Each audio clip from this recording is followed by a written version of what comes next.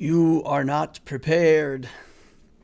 Hey everybody, how we doing tonight? Greetings, greetings, greetings. Looks like we got a bunch of questions over here in the Discord. That's good. Having some issues with my volume here. I think it's fixed now. All right. Got a couple accounts we can review tonight, potentially. Got some Grand Arenas to do. I haven't even looked at my Grand Arenas yet, so we'll get to discover what defenses my opponents have put together. Sneak a peek on this ALEURA account, because I have a feeling like this is going to be an auto-deploy. I don't know. Let's see. Okay, it's not. It's not an auto-deploy. Good. We actually get to have a GAC over there. That's nice. All right. Let's check the Loquitur account. Make sure we get to fight this one too. At least see what we're up against. All right. Good stuff. Got another Grievous team we have to deal with. Got some Ewoks over here. Cool, cool, cool. All right. Good, good, good. Fun stuff. All right, let's catch up on the chat real quick. Goat paddle. Yeah, I was trying to convince Joey to goat that I owned a goat named Joey. I don't have a very good poker face, though, so if I try to say it to people, people know that I'm lying right away. I can play online poker as long as people can't see me, but I can't play it in real life. I've got like 133 different tells, I think. Yeah, pretty bad poker player. Oh man, another Grievous. Yeah, but we saved back our Padme team this time, so I think we at least got a chance to deal with Grievous. I don't know how you guys get so many auto deploys. I never had one and would love a guaranteed win for once. Yeah, it's pretty much a guaranteed win, but it's just not fun. You don't get to play with anything. You don't get to experiment. You just kind of miserable. My Geos are too good for my first opponent ever. Nice. He can't get through them. That's cool. So typically auto deploys happen in the first week in the first battle, because there's a lot of people that join the Grand Arena that don't even click the buttons to play. They just join, and then whatever small pieces of loot they get, they don't care. They just let it automatically deploy, and they never fight. They don't do any offense. And then at the end of it, they collect a few little tokens and do the same thing again. By the second round, most of those people have had 3 losses and they get pushed way down and you don't typically see them. In the second week, the first day, you still do get some auto deploys. Typically after that, after the first day of the second week, auto deploys are pretty rare at that point, because usually whoever you get matched up again after that is actually playing the game. That's when you got to watch out and plan your teams. Plan your teams for an auto deploy. Are you sure it's not 134? Maybe. Maybe 122,603. Who knows?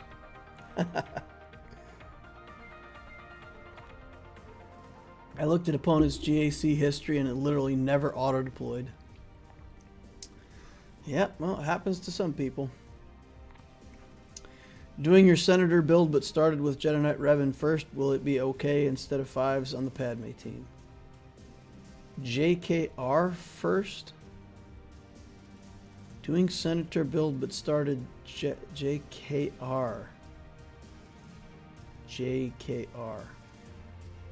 Unless I'm missing something, that stands for Jedi Knight Revan, who is not part of the Galactic Republic and does not belong on a Padme team at all.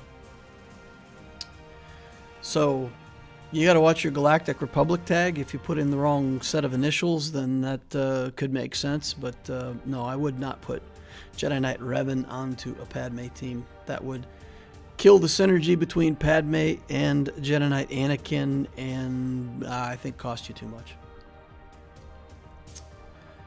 All right. Is 18 speed mod good on Han Solo? So, there's two ways to build Han Solo. One is to build him with absolutely no concern for speed whatsoever. Just make him hit as hard as possible. Offense, crit chance, crit damage, shoot first, blow a hole in somebody, and then whenever you go, you go.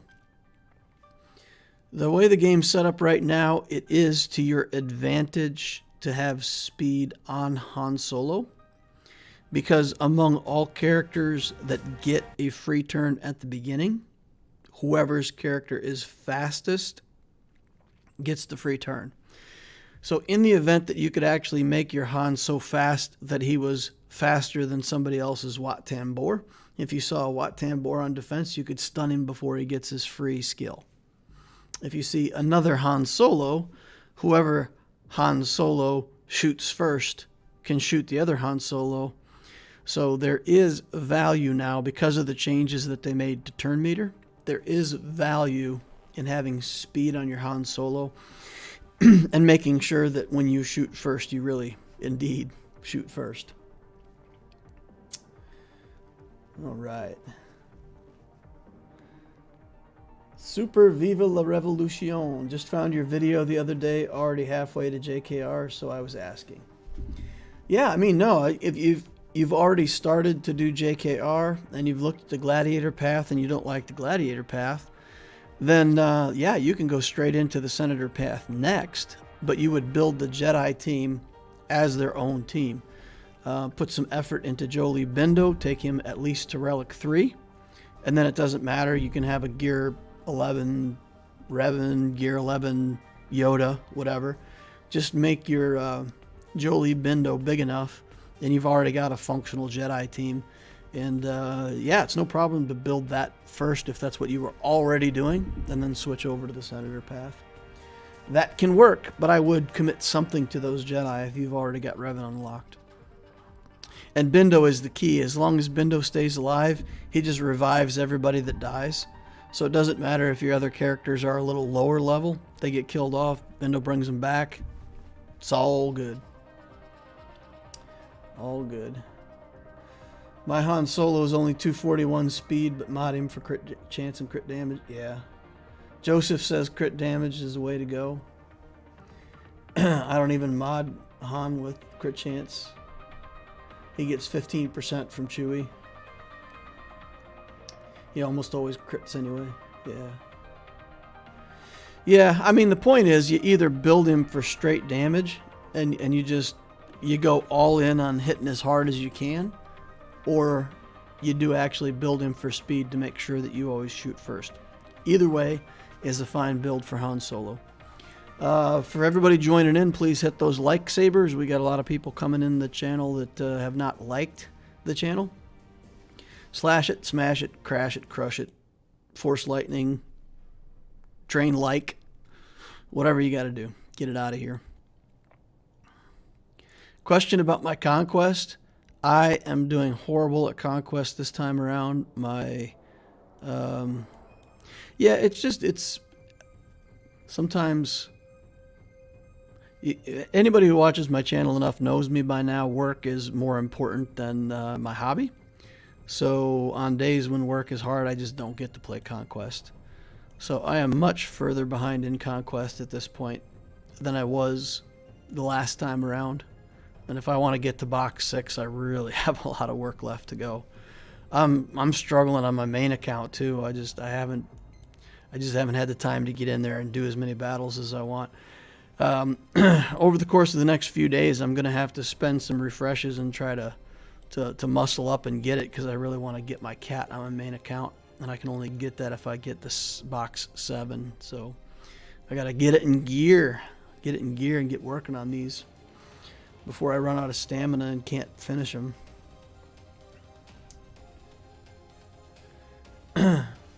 Han will always shoot first versus Watt, says Arva.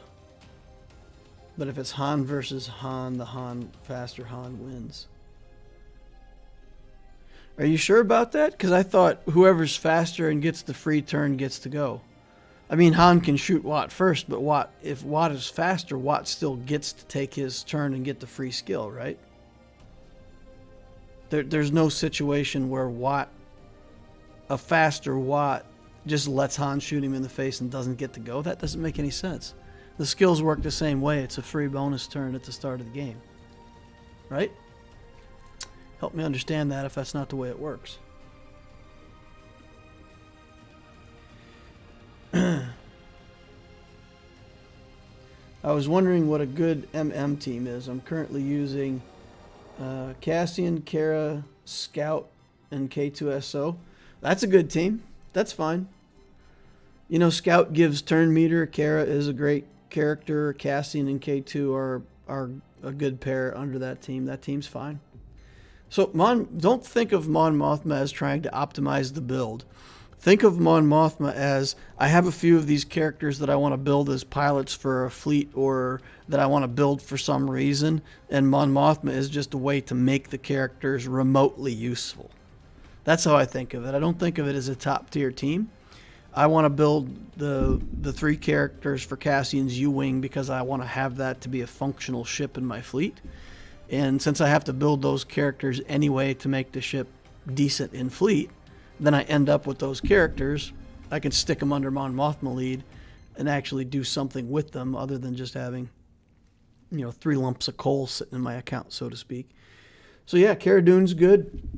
Excellent. Probably the best character with Mon Mothma right now because of the way her resurrect works with the potency buff and that stuff. So yeah, for sure. And it's hard-coded that Han goes first versus Watt. Interesting. Okay. Well, I still maintain what I said. I still maintain what I said. So either you just build your Han for straight damage and you don't care about speed, or you actually want to use him in the mirror match and stun other Hans and you make him fast enough to stun other Hans. To me, it's one or the other. You either make him fast or you don't care at all.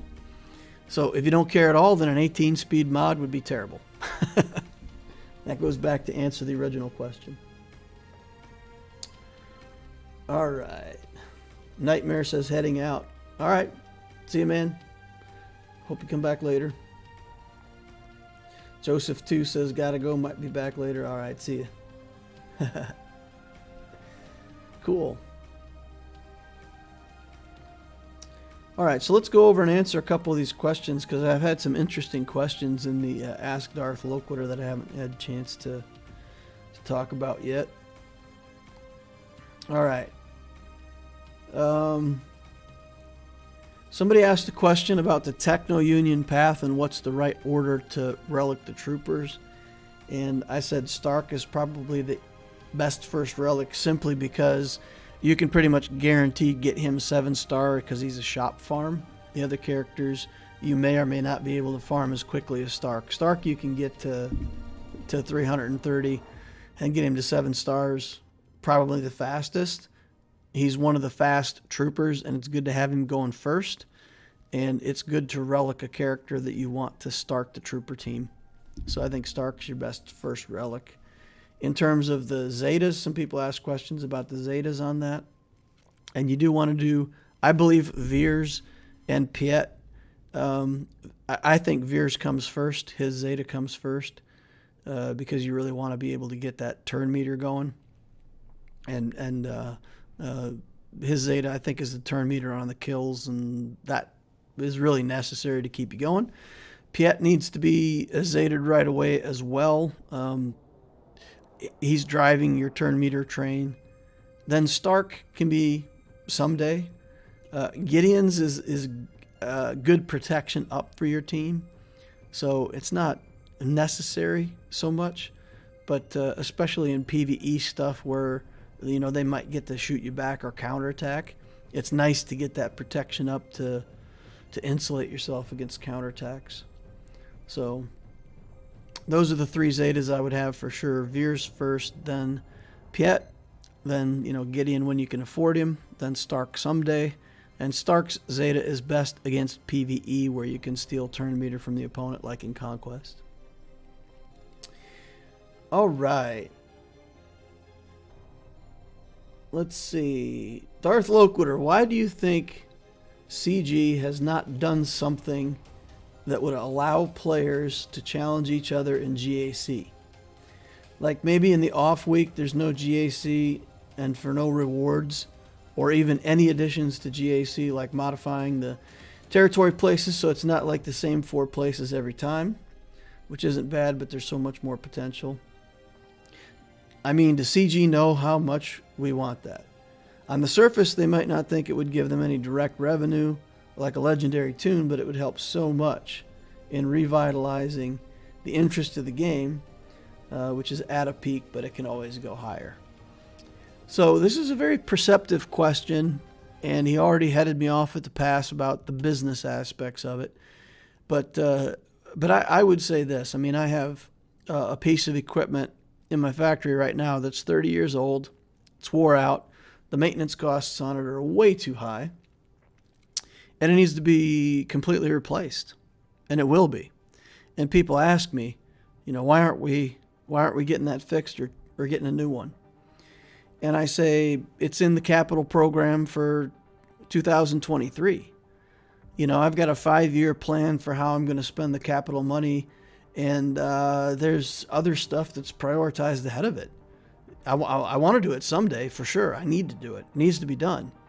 But this is more important. And this is more important. And this is more important. So once we get this, and then we get this, and then we get this, and then it makes sense to go ahead and proceed with that spending. So it's important, but it's not the most important. So if I had to guess, you know, why doesn't CG build this? Because they have other things in the works, and those things that are in the works have probably been in the works for months, if not years. And I've seen the streamers get really negative, like in the last, last November time frame. Everybody was just tearing apart CG and how much they sucked, and they were just milking the game, and they were letting it die, and it was just like everybody was just poison. And then they came out with galactic challenges, and then they came out with conquest game modes, and they, you know, Rancor raid and all this stuff, and new content to keep the game going. Anybody who thinks that was developed in November because they were getting negative reviews is sadly mistaken. I mean, they probably started working on that in April of last year, and it just took them a year to deliver it instead of the 8 months that the original project manager promised. I mean, that happens all the time. Somebody comes in and says, hey, I can do this project in 6 months for $30,000, so you hire them, and 6 months later they're not done, and they're saying that they need another $6,000 to finish out the project. I mean, that happens all the time. It's a tradition in project management that you always overestimate your capability to deliver and underestimate the amount of things that can go wrong in commissioning. So it's a long answer, but I think CG does want to build a sandbox mode. I think they absolutely will build it, and they will give it to us. And I think there's an opportunity in this game for some low level of e-gaming. You know, e-gaming is an industry. It's making tons of money. You know, you can watch 75 different games streaming on the weekends, and organized groups that are hiring professional players. I don't know that this will ever be an esport that'll get 1 million views, but there is an opportunity for them to build a tournament system where people can match up against each other, and they can monetize it. So if anything, I think they will build that. They will build a tournament structure and try to monetize it in a way where they can set up tournaments. And then once that's done, then they give streamers like me the opportunity to go in there and set up my own tournaments, and I can invite any 16 players that I want, and we can duke it out in a sandbox. So Do I think that's in the works? Absolutely. Do I think it's just a matter of time? I think it's a matter of priority. I think probably they're not even working on it yet. They're working on whatever else was in the plan for this year. So I love talking about stuff like this because, you know, speculating about business stuff, I think it's fun. But yeah, there's stuff there that they could monetize, and they could monetize it externally to the game. Clash Royale is a game that's done that. Just excellent job of monetizing it outside the game.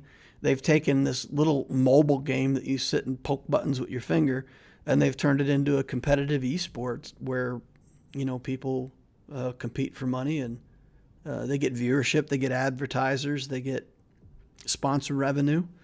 And yeah, so there's ways to make mobile games into esports. I think we'll do it eventually. Probably take them a couple more years. CG is notoriously slow. So, I mean, all of that said, I think that there is a way for their group and their organization and their programmers and all of it to turn out this content faster than they do. It doesn't mean that they're willing to invest in that, but that's my thoughts. All right, I'm going to catch up on chat over here. Let's see. Let's see. DL, you always theory craft stuff and make me want to try some different farms like Vandor Chewy. Man, Teresius, don't start that yet. The Vandor Chewy thing is just a bunch of math on a spreadsheet. If Vandor Chewy was that good under Queel, it is pretty good under Queel. We already know that because we've seen Vandor Chewbacca appear in some Beskar Mandalorian teams. So the thought is already out there. I just think that the cat thing might take it over the top. What's going to happen is I'm going to have all this theory crafting. I'm going to put the team together. I'm going to take it in against the Galactic Legend. They won't get any crits. They won't do any damage. And Kylo Ren will, you know, kill them in 5 hits. And then I'll go, well, you know, let's see what I can beat with this team after all. So that's it. I mean, it's the search to find a team that's, let's say, that requires a Galactic Legend to beat it. That's what I'm looking for. I'm looking for a defense where people will have to use a Galactic Legend to beat it. And not sure if that Vandor Chewy is gonna work out or not. So yeah, I mean, I know you're talking about my Loquitur account where I talked about the Queel and the Vandor Chewbacca, but that also goes into the idea of pairing up Queel and Cat and potentially using Vandor Chewbacca on my main account for that as well. I've got some ideas. I've got this other dumb idea that I need to investigate. You know what? I was just going to talk about it because somebody in the chat will probably shoot me down and save me a lot of wasted time talking about it.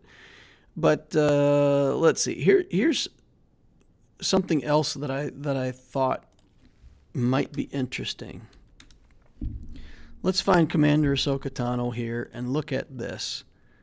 Just to make sure, if another light side unaligned force user, Galactic Republic, or Scoundrel ally is present. Okay, so we need a light side unaligned force user, Galactic Republic, or Scoundrel. That's all we need. So we could, in theory, do something really crazy, like we can just go down here and add a team and try this first order thing. I have to reread this leadership to make sure I understand. Whenever an ally attacks, they have a 20% chance to randomly call an ally assist. The chance is doubled if the attacking ally is first order. So you could do that, or potentially Hux. Basic attack. Oh, this is only of first order allies, so that doesn't work so well. But you could put in like something like this, and then put Cat and Queel behind it. Not that. This. Something like this. Put in Cat and Queel. And you'd be giving Sith Trooper some ridiculous stats, right?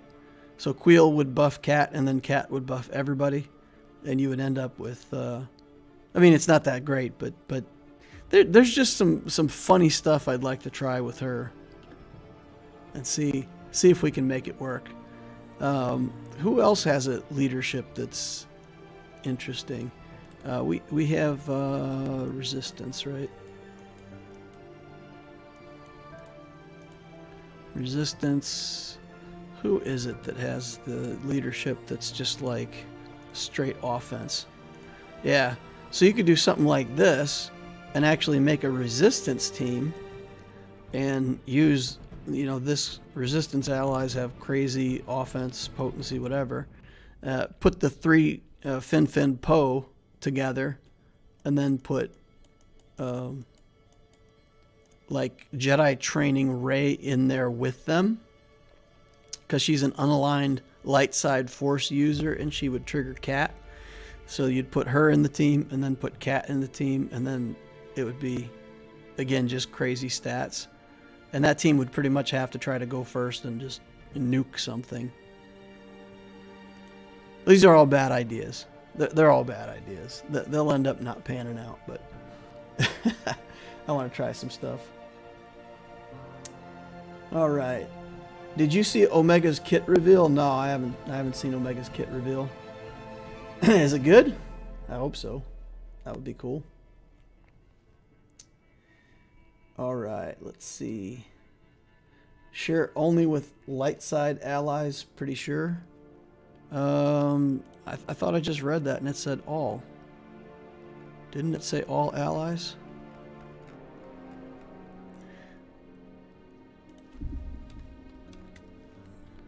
Didn't it? Let's check this. She has to be triggered by a light side unaligned force user. Oh, it's only light side allies. Oh, okay, so it's only light side allies. Yep, that won't work then. Can't put her with some dark side guys. Got to keep her with the light side boys. All right, fair enough. I suppose that's fair enough. Scratch the first order team because she only... yeah, okay. All right.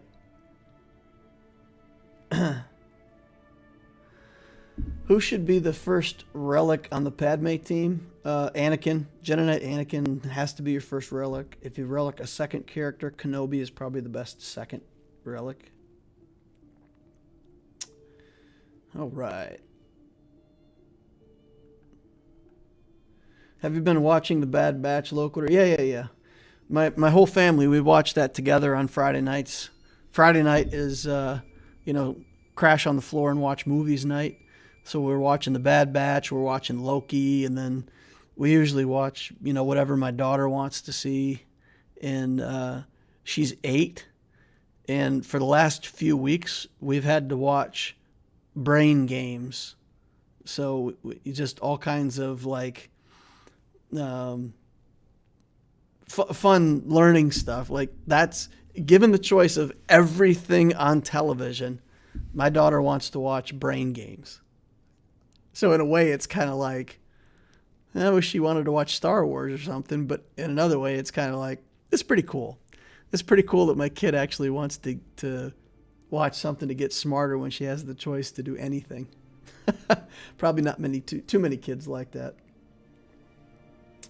All right, I'll put this back up as a public service announcement. Let me get back over here to some more questions. Darth Batal says, I see you often talk about how much you like the Gauntlet Starfighter for the Empire fleet. Online, I usually see people talk about the Emperor's shuttle more. What are your thoughts on the two compared? Completely different purposes behind those ships. So the reason I talk about the Gauntlet Starfighter is everybody who's played this game long enough knows you got to be able to deal with this Hound's Tooth. If you can't deal with this Hound's Tooth, there's just a lot of stuff in Fleet Arena and in Grand Arena that's going to be hard for you. The thing that deals with Hound's Tooth is buff immunity, and Gauntlet Starfighter has a skill that gives buff immunity. Right here. So if you use this in your starting ships, what you can do with the Empire fleet, you can target Anakin right away, blast him with Vader. That forces turn meter onto the Hound's Tooth. The Hound's Tooth will go ahead and taunt. And then by the time your Gauntlet Starfighter goes, the taunt will be up, which means Bosk's tenacity will be down, and you can put this onto him and tear the Hound's Tooth in half. So that's why I like this as a starting ship. It can also be used as a reinforcement to come in. The reinforcement skill is mediocre. I mean, all allies recover protection, and Empire allies gain more protection. So if you bring him in once people are damaged, then that helps. And then you can put the buff immunity onto the Hound's Tooth like that. So that's what, I mean, this is a good support ship, and it's good for that kind of stuff. The shuttle is what helps keep Vader alive. So if you want to put it in your starting 3 and then bring Vader in as a reinforcement, that can be done. If you want to bring this in as a reinforcement to save your ships after the first few turns. So this dispels and dispel all buffs from target enemy and inflict buff immunity on all target locked enemies for 2 turns. So this also potentially has the ability to do the buff immunity. Okay. So either way, if you want to do this ship instead, I still think the Gauntlet has better viability in the starting 3, and this has better viability as reinforcement. Reinforcement ability is gains protection up, critical hit immunity. Everybody gains offense up, tenacity down on target enemy. So this is a reinforcement. So there you go.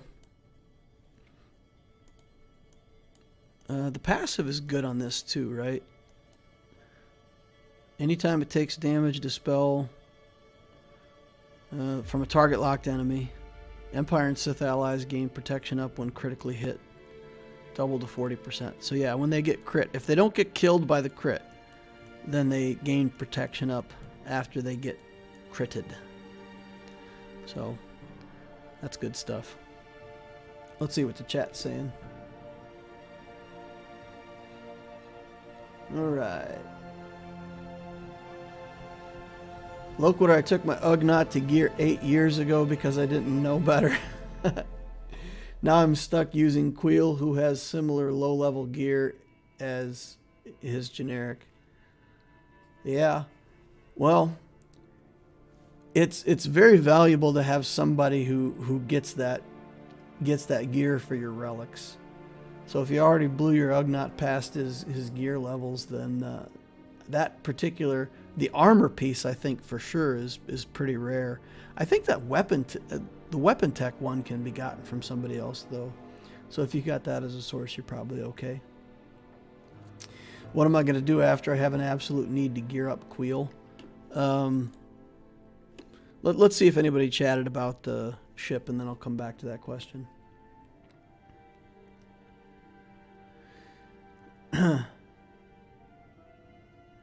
Loki is putting me to sleep. I stopped watching it after 3 episodes. That's funny. Okay. I don't see many comments about the ships. All right. So, in terms of the scavenger stuff, there's actually 2 pieces, and they both show up on Ugnaught. So if you can't find somebody who has this Mark 7 Baw armor, you can also find a character that has this Blast Tech weapon mod. And if you can use this off of a character somewhere, so either one of these things, I know this one is pretty unusual, but I think this one, yeah, this one's needed by Tebow. So if you didn't gear up your Tebow, you could put him at level 7 and then use a level 7 gear 7 Tebow for this part. And you're probably still fine. Probably still fine.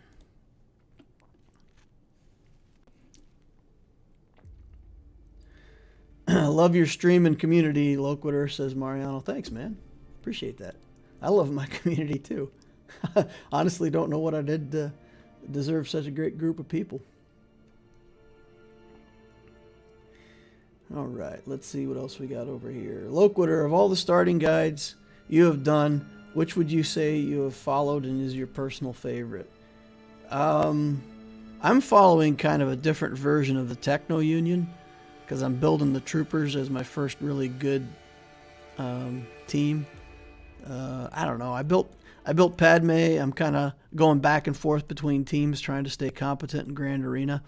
But I'm most closely doing an economy build where I've got, you know, something going for my Jedi.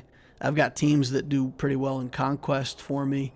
I'm getting this trooper team all to relics as soon as I can. And I've got 4 relic troopers now when I get Piet. And then I just got Gideon to go, and I'll have all 5 troopers relicked before I really have any other, you know, functional full relic teams. So most like the Techno Union, and then I will go into Sith Eternal before I do Revens or any of the other stuff. So because I don't have Revens, it's really not the Gladiator path, and because I'm not planning to do the gas stuff and Ewoks and C-3PO, it really doesn't fit Senator. And then we're going to talk about the kind of the Galactic Legend Rush idea in Emperor. And I don't think this is that either, because I didn't just like stabilize the account with Geos and go straight for Galactic Legend. I'm building all this stuff up in between. So I would say it's a modified version of Techno Union with some other squads, Bounty Hunters, Nest, Mon Mothma team, you know, a bunch of stuff that's not really in that path. So, yeah. And I'm using what I've learned in building this account to lay out those paths. So just to be clear, if I was starting over again, I would follow more closely on one of those paths. But those paths come from what I've learned in building this second account. Hope that makes sense. All right. Thanks. Of course, I geared up Tebow for OG Rancor years ago. All right, that's funny. All right, let's see what else we got here. Lobot has the 7 Baw at gear 5 and 6. Okay, Lobot. Lobot's an option. I don't think people have geared up their Lobot. Or at least I hope you haven't geared up your Lobot. If you've geared up your Lobot, you probably deserve not to have a character for Scavenger. That's just mean. I'm sure somebody has a Relic Lobot. Always somebody that wants to be the first for stuff like that. Please use your lightsabers. We do have a lot of people in here who haven't lightsabered me yet. Get it done. Please. Please, please, please. All right. Let's see what other questions we got. We got more questions over here still. Hi, Loquitur. I'm following the Senator path. What should I be using my Get One tokens for? I do plan to go for Galactic Legend Kenobi following the Senator path. If you're following the Senator path, then you must save your Get One for gas. You only get gas unlocked at 5 stars, and you have to use your Guild Event Token 1s to finish your gas. You need 72,000. I don't remember the exact number, but just off the top of my head, it's something like 72,000 to get one to finish him. So you're saving that. You're saving that the whole time. All right. Who's the first relic in the Padme team? Anakin. 100% Anakin. Second relic, Kenobi. All right. Nabokov says, thoughts on a cheap GA defense team, Cam Jedi versus Bad Batch.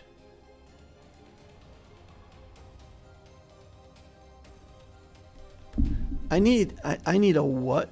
I need a screen that says WUT what? A cheap Grand Arena defense, Cam Jedi versus Bad Batch. I can't see either one of those teams included in the word cheap. Those are endgame teams. Those are for people who have 5 million galactic power and need their next project. Even if you're building cam Jedi with no cam, what's the point of doing that until you have cam? I picked Bad Batch. Bad Batch is a better team, so that's what I picked. I don't know how you consider that cheap, but okay. We'll go with that. After your recent encounter with a relic level Grievous fairly early on, what are the teams you can expect people to have early that can deal with him? Jedi Knight Revan is obviously the best and easiest way to deal with a Grievous. I have found that my version of the Clone Bomb team, with a bunch of low-level clones and a Relic 7 5s. I've got 5s with a lot of speed on him, because when he sacrifices, he does give the clones his speed.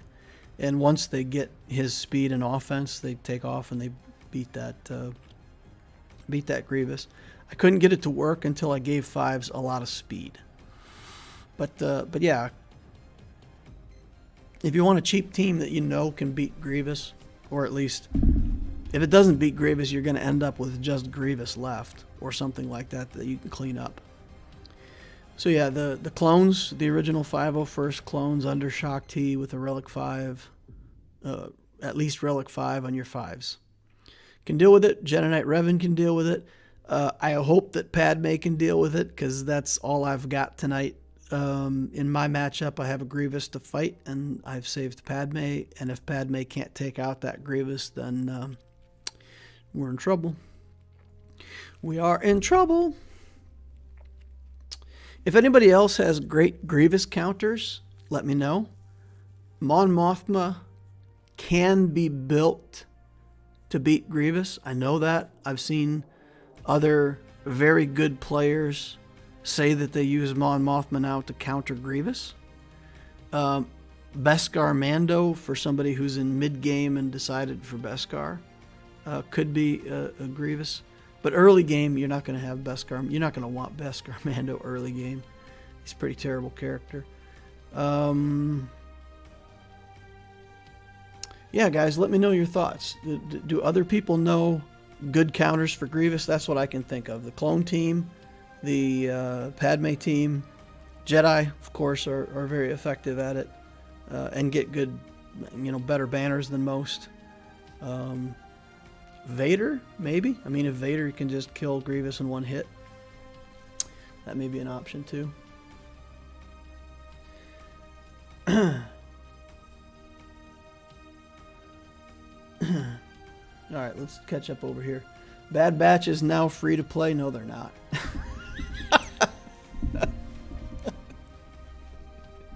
Bad Batch can be now acquired free to play, but it's going to take, at single shard drop, 5 to 7 months to farm. And if you say that you're going to force farm 4 different characters and run 8 refreshes a day, woo! Doesn't sound free to play to me. Doesn't sound free to play to me. I don't think Echo has been added right either. Not to a node. No, I don't think Echo's on a node yet either. He will be. I think in the next update he's coming in, right? Just keep my suggestion in mind for next time. And keep trying to... Oh, talking about Conquest. Arva says, I do not consider an X1 team to be free to play. Yeah, I think we're on the same page, Arva. Nightmare says, I'm back, DL. What did I miss? Nothing. I've just been answering questions. My enemy in the Grand Arena was the luckiest person ever. Grievous putting Mark on Droideka first and killing my buff Dispel first. Incredible. Yeah, oh man. That's painful when Droideka has his damage immunity and they put the mark on him and you're just stuck. That I've been there before.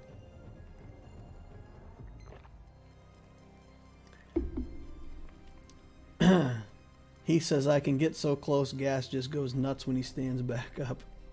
Yeah. Gas. Let's see. I lost my GAC today because my four-person R7 R8 Padme team lost to a full R7 Grievous team with a Gear 10 Nute.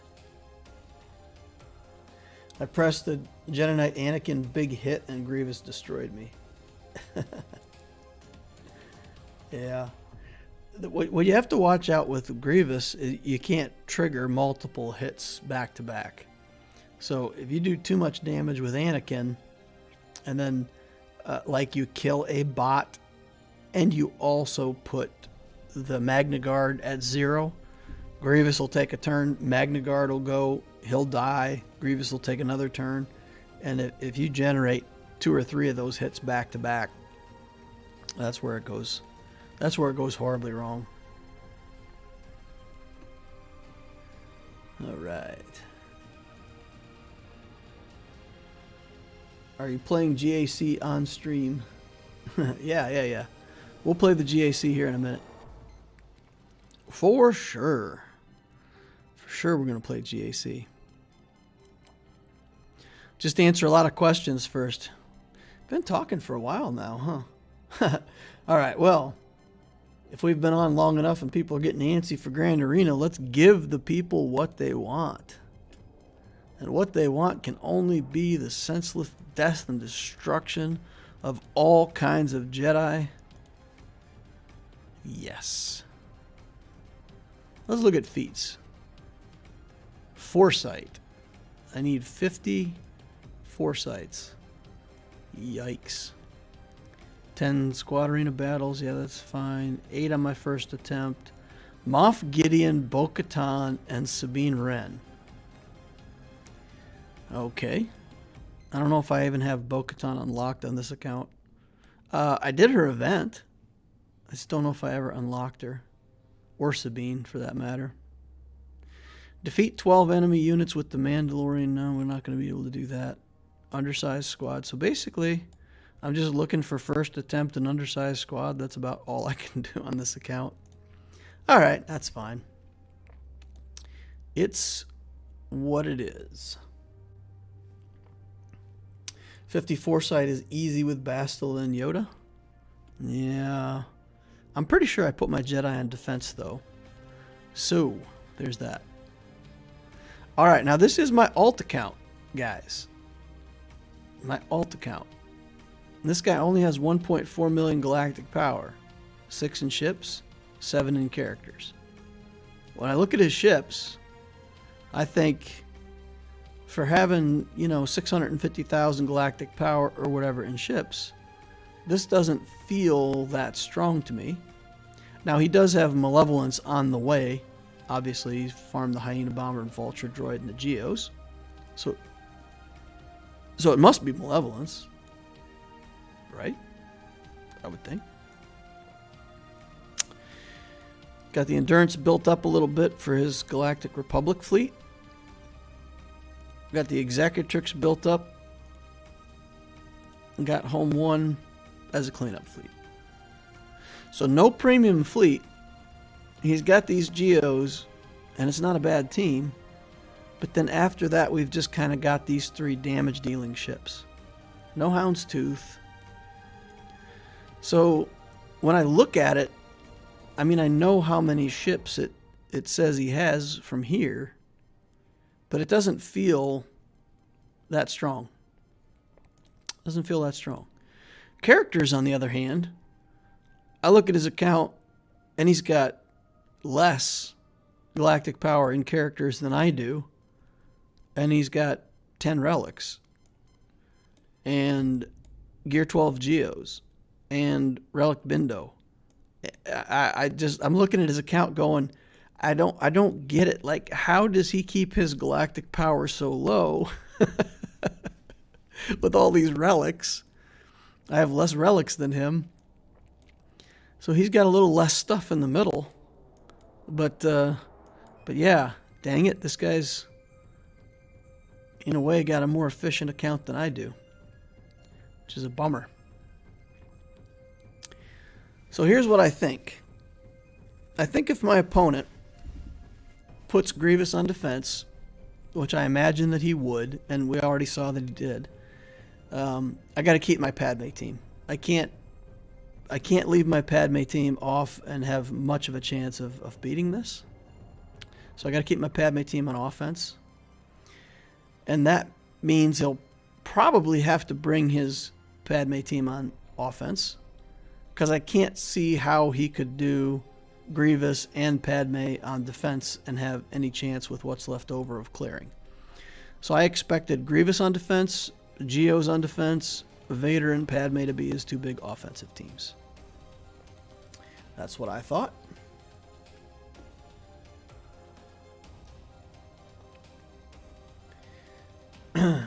Arba says, well, interesting. I'm now at 784k character GP with 5 relics.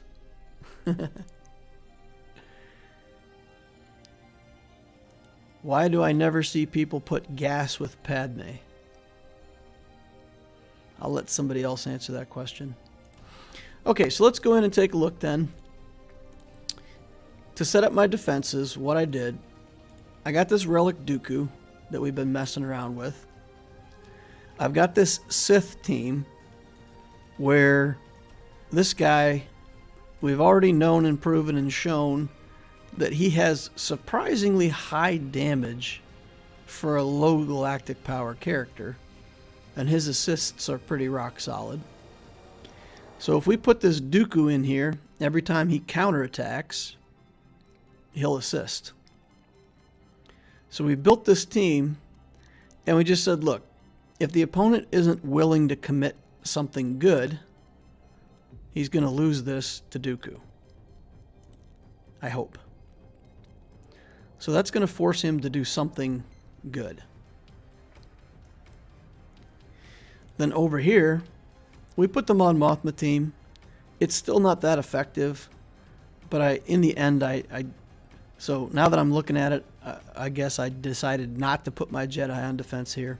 I put Mon Mothma in here. And then we've got this Bounty Hunter team sitting here.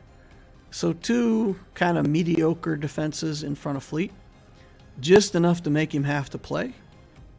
And then I don't know. I don't see him beating this. He's got the good Geo fleet. So if he kept Tarkin and the Geos and all of his good ships, he'll beat it. If he kept Hyena Bomber and all that stuff, he'll beat this. If he didn't keep everything, he won't beat it. And then on the back wall, we put the Geos. With the whole idea being, you know, maybe we get him to Vader here. Maybe he brings in the Vader here. That still leaves him the Padme. But now if he brings in, like, a Padme with only 3 characters against a Relic Spy, maybe it doesn't work out for him. So that's what he's going to be trying to do. He's going to be trying to split up his Padme team into 2 or 3 different teams. And as long as we can make these teams big enough that he can't do that, then he gets the Geos with Padme, he gets Kylo with Vader, and then he has to work for these 2. Best I can do. Try to cost him some banners. Then over here we've got the Grievous team with 3 relics. This B1 is super annoying. He does have the Droideka there. So that's why I figured I really have to keep my Padme team so that I have Ahsoka to deal with this. Here we have a Nute team that's not great, but it's also no joke. I don't know why Django isn't here. This is just like leftover characters that he has that make a team. Then over here we have Ewoks. And I fully expect that once we get through the Ewoks, that this back wall is going to be as Geos. And yeah, we're definitely going to save Troopers for Geos. So if we do Troopers for Geos, Padme here, that leaves us Vader for something. And if we need Vader for a cleanup on Grievous, that might be what we have to do. We've got Jedi, I think, and Phoenix. Yeah, Jedi, Phoenix, and some kind of leftover Empire team like we messed around with a couple weeks last week in one of our GACs. And maybe we do that again, you know. Maybe, well, we can't, because we can't give up Moff Gideon. We've got to have him for the Geo farm in the back. So I don't really want to have to take Jedi against these Ewoks, but it's okay, right? If we Jedi the Ewoks, let's assume Padme works out. We still have Troopers and Vader, so I think we're good, right?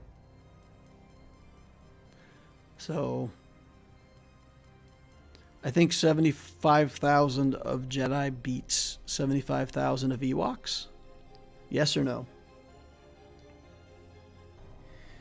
All right, let's see what chat has to say. See if anybody's got some advice for me on how to beat these Ewoks.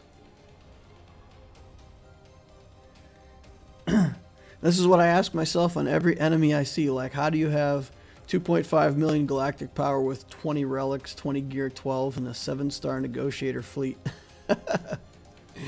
Yeah, it's all about the characters in the middle, for sure. Gas has his own team. Oh, why didn't I find Gas with Padme? Because Gas has his own team. Yep. He goes with the 501st where he's super strong, or goes with the Jedi. Yeah. So his leadership is so good that you either want him in the leader spot, or you want to put him into a Jedi team that's so good you're beating endgame content, like getting a 4-wave clear in territory battle, something like that.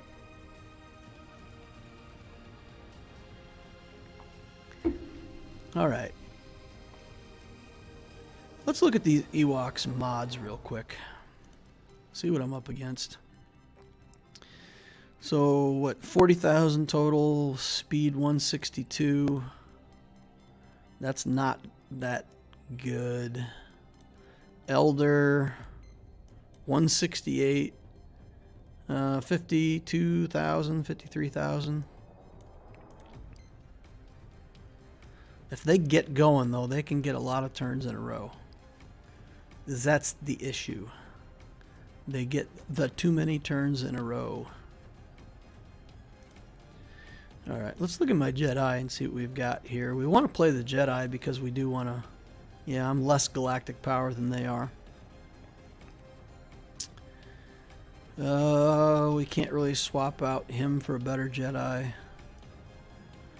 I suppose we could put in Ezra Bridger instead. Really don't want to do that, though. Yeah. Jedi going to wreck those little guys. Jedi smashes that easy.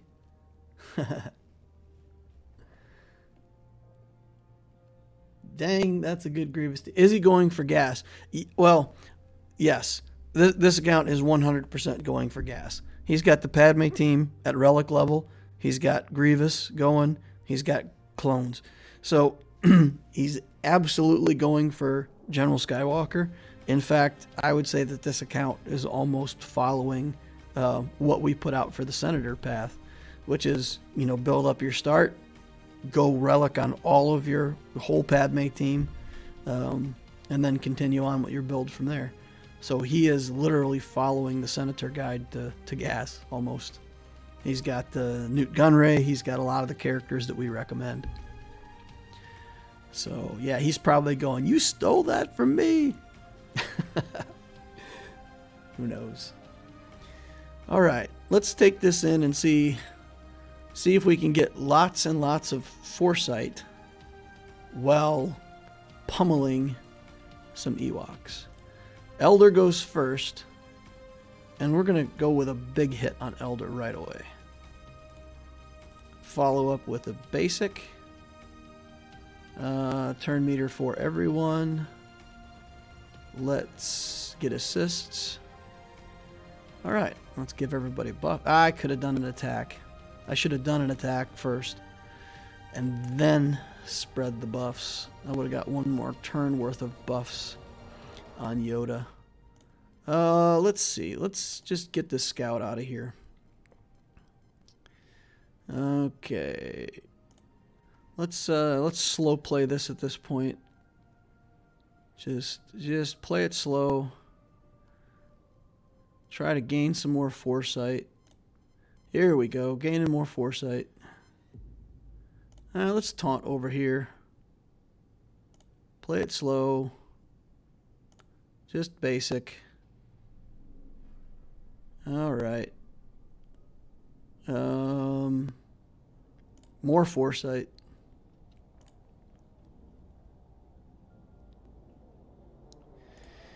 All right. Let's see what else we can do here. Play it slow, just basics, guys. Got this under control. More foresight.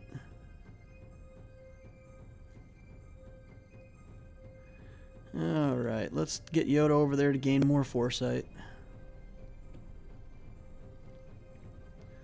And let's gain more foresight.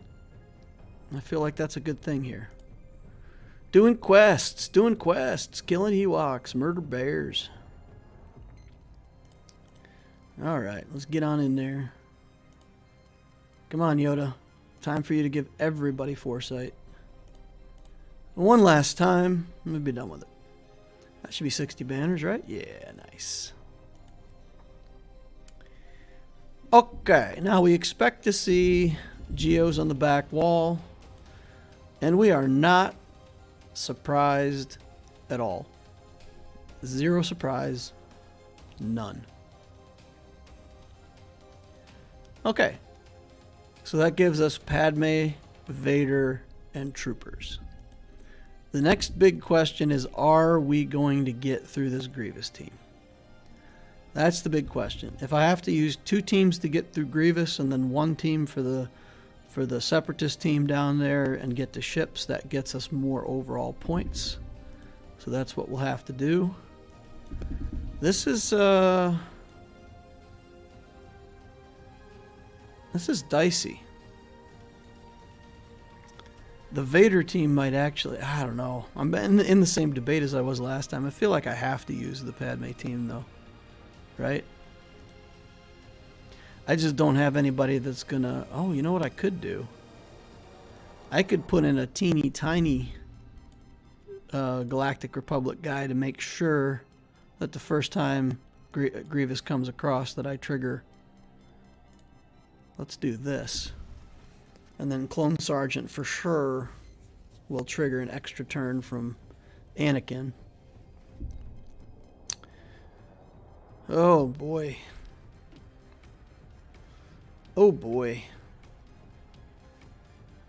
This is always dicey. It's only a Relic 4 Grievous though, so it's not as bad as if it was Relic 7.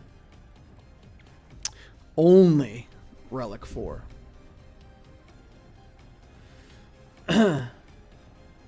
This is gonna be a yikes. Don't do it. You need to kill B1, keep 5s. And Jedi Knight Anakin bonus damage doesn't do much against B1.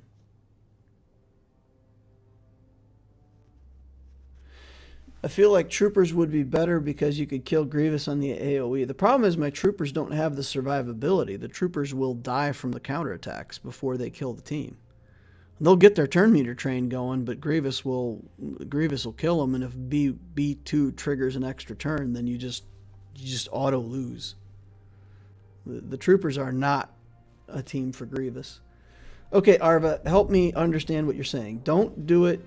You need to kill B1, keep 5s, and JKA bonus damage doesn't do much against B1.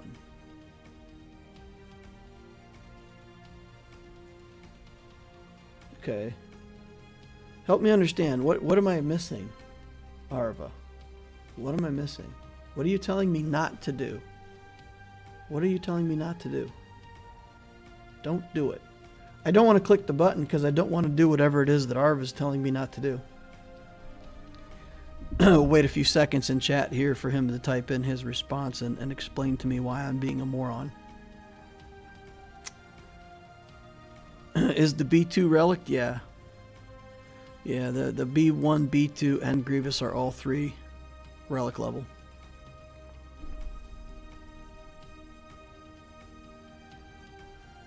Basically, Grievous will trigger the bonus turn from Anakin anyway, and it's better than keeping more people alive.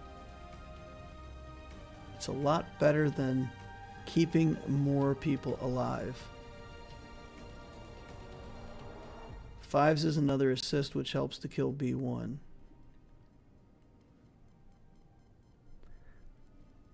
He means Anakin's bonus turn meter isn't as effective.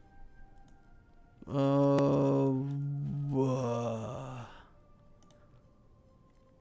feel like you guys are trying to tell me something and I'm lost. Because right now my 5s is not as good as my... so about 50,000 total health and protection. And I think my Clone Sergeant is actually better. No, he's not. Okay, so 5s does have more hit points. So you're saying put 5s in there and don't... Oh, that's not 5s. And don't let him die. So this is what you guys want? And Grievous... okay. Alright.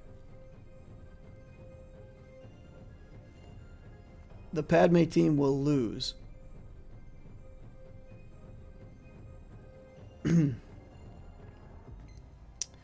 The Padme team may very well lose, but it's what I have. It's what I have to play against Grievous. Got to play with what you got. Alternatively, you could try to use Vader there.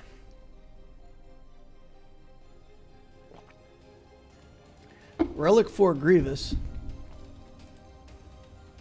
I feel like Vader can one-shot Grievous.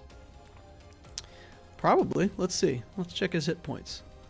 100,000, 170,000. We'll probably do about 40 of that with the Force Crush.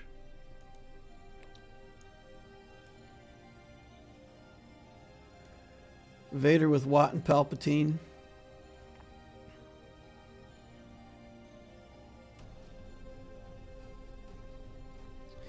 We like Vader better here.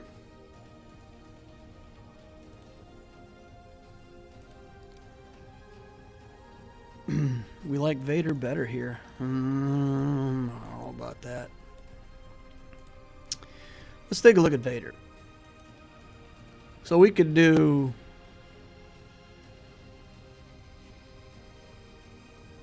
We could do that. And leave him in just for another way to reduce damage. Although I don't think he even reduces damage against... yeah. So basically we just have to have people to trigger speed. Wat Tambor gives Vader the stuff. And he just does his thing and goes. And if I don't kill Grievous right out of the box, we just lose. Because his team will cut us in half.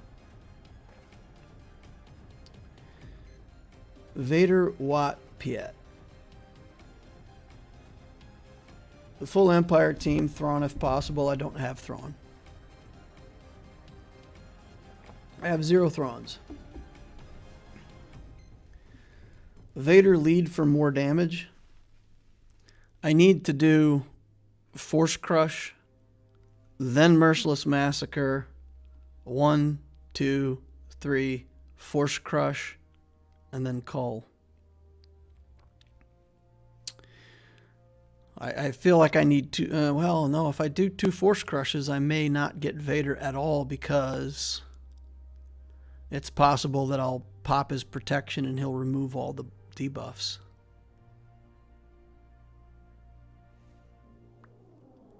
Vader lead, agreed.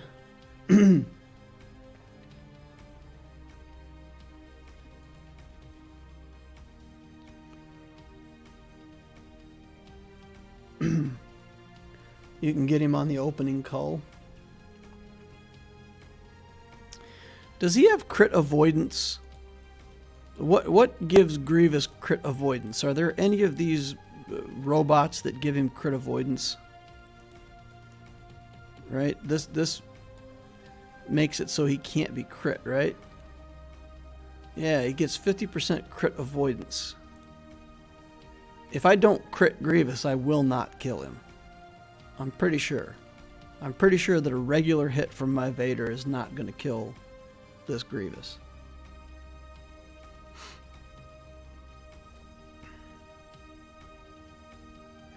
I'd go with EP, Vader, Watt, and be done with it.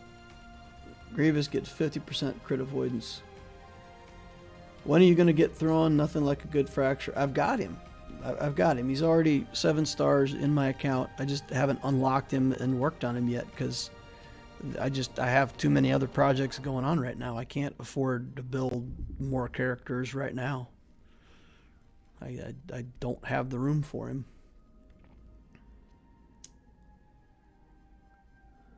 True, so you need Vader lead for more damage. I don't know.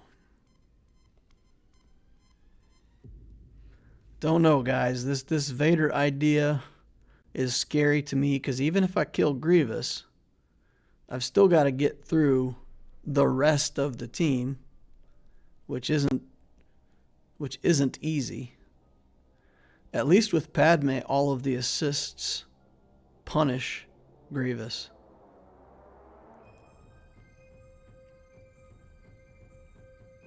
At least with Padme, the assists punish him.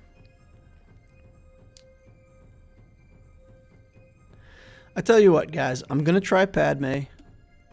If Padme does not work, we can back out and give Vader a try. That's what we're going to do.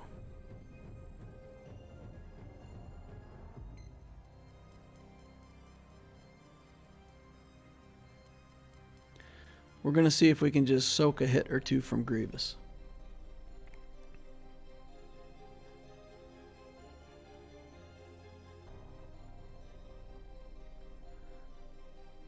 Padme will lose. Well, I don't have much experience playing a Padme team against a Relic Grievous team. I just don't.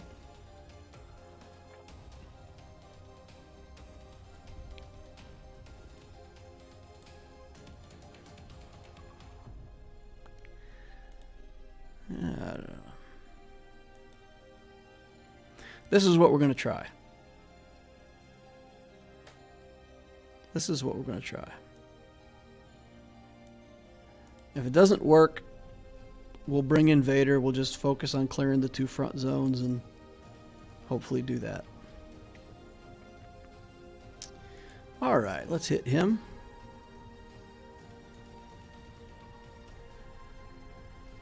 Okay, let's see.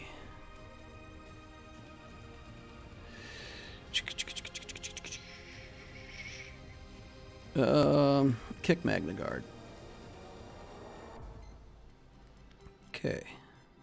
Big hit. Padme return life. Take our beatings from Grievous. Alright, let's get more life back. Come on, Kenobi, do your job. Do your job, Kenobi. Get this B2 out of here.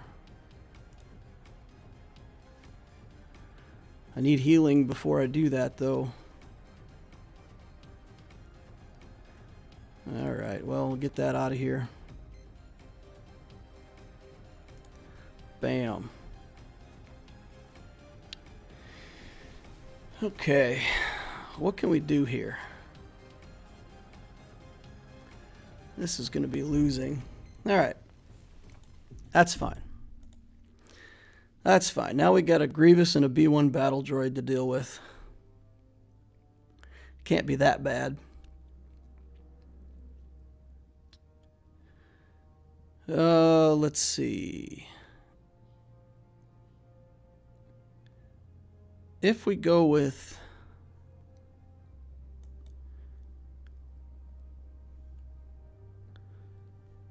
Let's see. If we go with Vader here, what do we have that can beat this? We can still make a team. you know, we can still try to do something different down bottom here.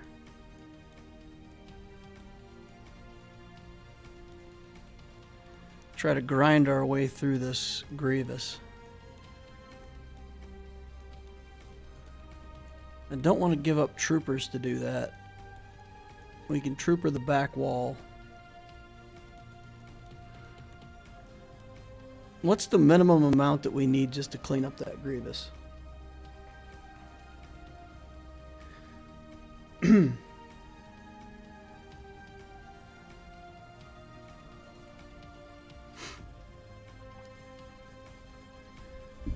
For the battle against Grievous, the kill order is B1, B2, B1, and the rest. Yeah, but I mean, I had to do damage with Anakin, and he's going to kill the low-level guys before I can get to the relic ones. Vader solo the Geos. Vader plus Watt should do it.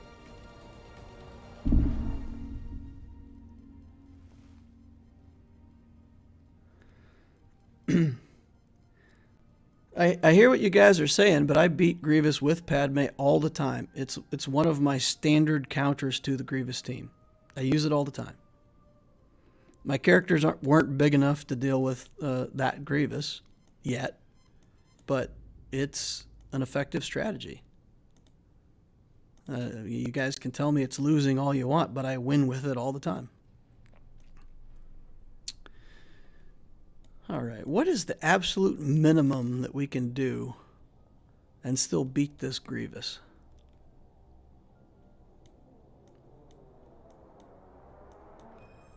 I wonder.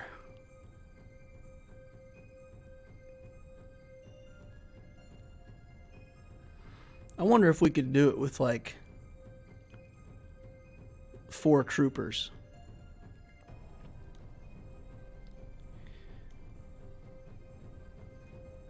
3 troopers even? 4 troopers. We just got to do damage fast enough. Is my Veers still fast on this account? I don't remember how fast my Veers is. So we could potentially do something like this.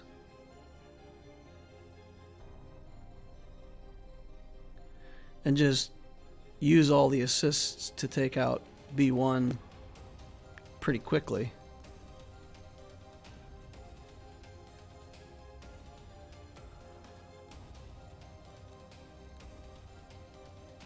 Do Piet and Vader somewhere and have everybody else left for that Nute team. Alright, well I think maybe I just have to go for a 3-zone clear at this point. I think maybe it's a 3-zone clear. We just leave the Geos alone.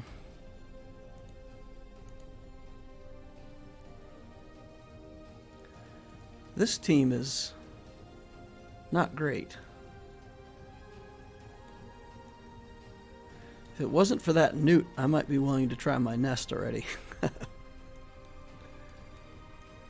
we got nothing down here.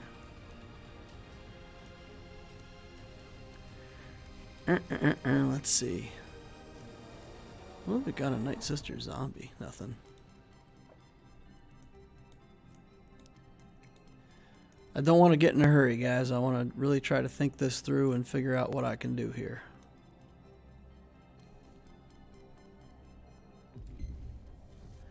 No way you've got 4 zones easy.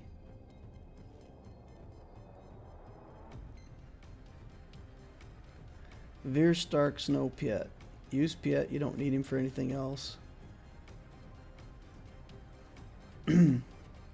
Vader plus Watt against GG. Vader plus Watt against Grievous. Okay, we're just going to do that then.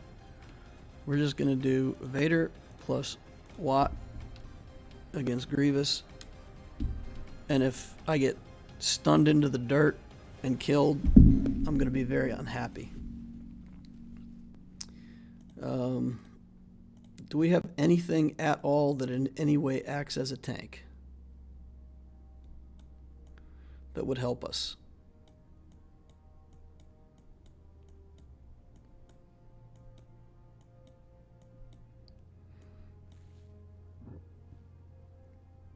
put some trash with Vader.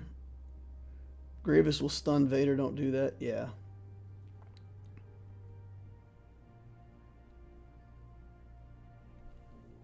Yeah, I don't have any pre-taunts.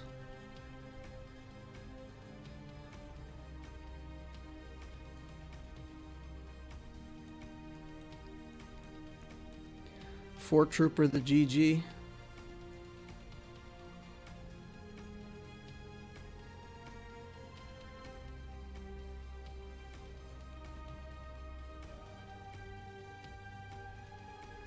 Tank tech on Vader will make the stun. You can put the cleanse tech on Vader, not the weapon tech. That's true. Okay. In we go. Going in.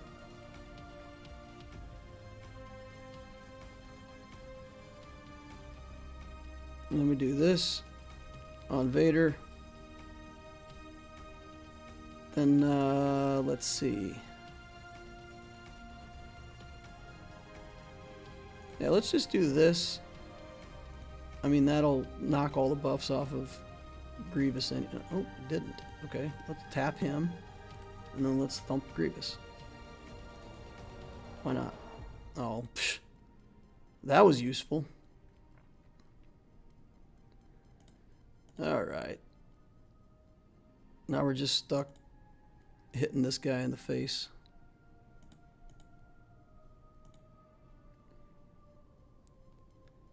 Yikes. Come on, Vader. Get your protection back. Get it back, buddy. Get it back. Get back. More protection back. Merciless. So that I can hit him like this. And then hit him like that. And then hit him with a wiffle ball bat. Alright. Got it on the run, boys. Got it on the run. Tank tech instead of weapon tech. What a good idea. That's not useful, never mind. Alright. We just gotta work on him. Okay, now I think we're good to do this. And I'm just gonna throw this at his face and hit him. So close. So close. So close. Got it. Alright. Alright, alright, alright. Fancy. Now, if we put all of our good stuff here, this,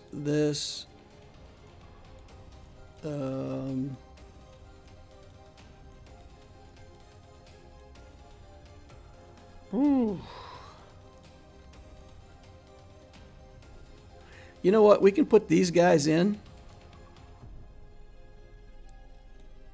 And then we can just bring in the Phoenix to clean it up.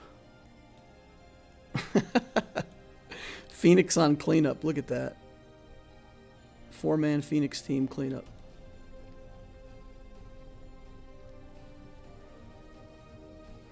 He's Relic, you know. He can steal turn meter from people.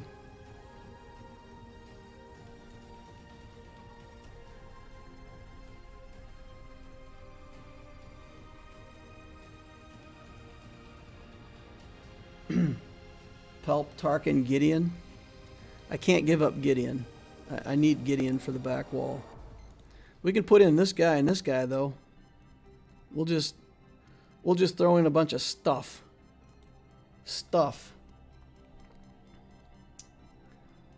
Clone and Stormtrooper. Yeah, stuff. We just put in stuff. Alright, let's give this. Let's try to take away turn meter. And then let's zappy. That was satisfying.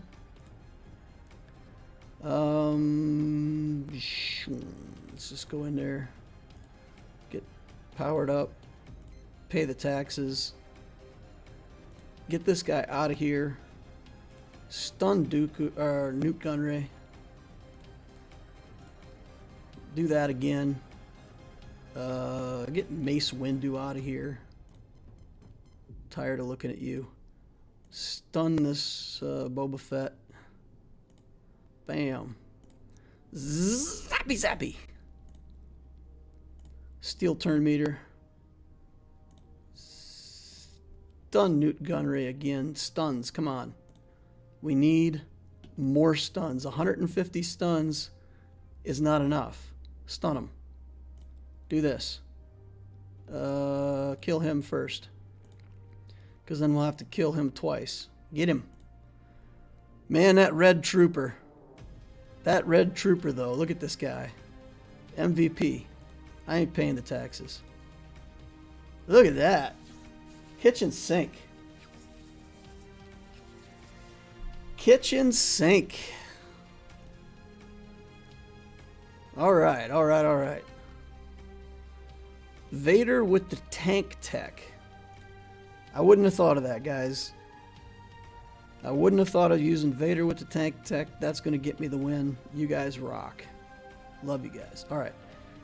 3 decent ships here. This was built up okay-ish, right? So we can kill the... yeah, kill that one first. Don't have to worry about a taunt. Should be okay. Should be okay with fleets.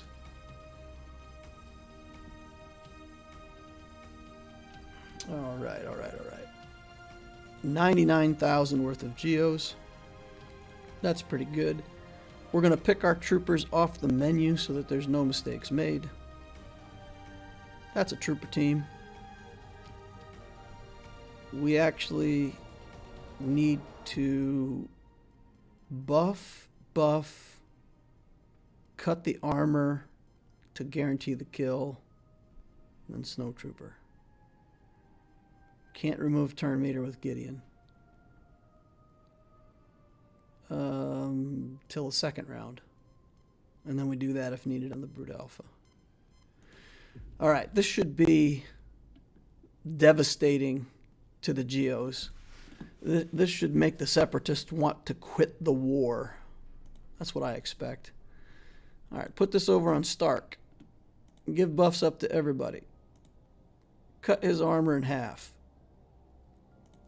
Kill him. Boom, done. First kill down. More kills down. More Geos down. Drain the turn meter just like we planned. Finish him off. Geos out.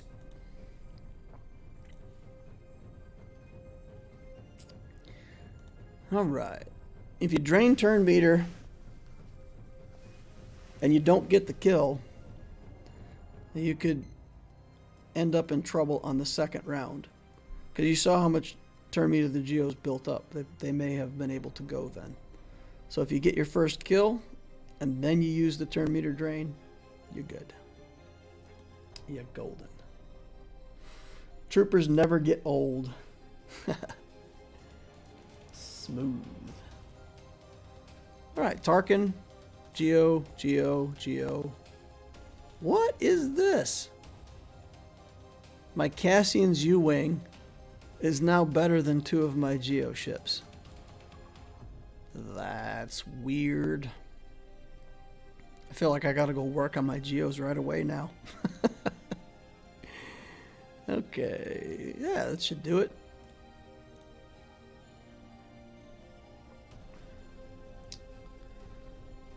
Alright.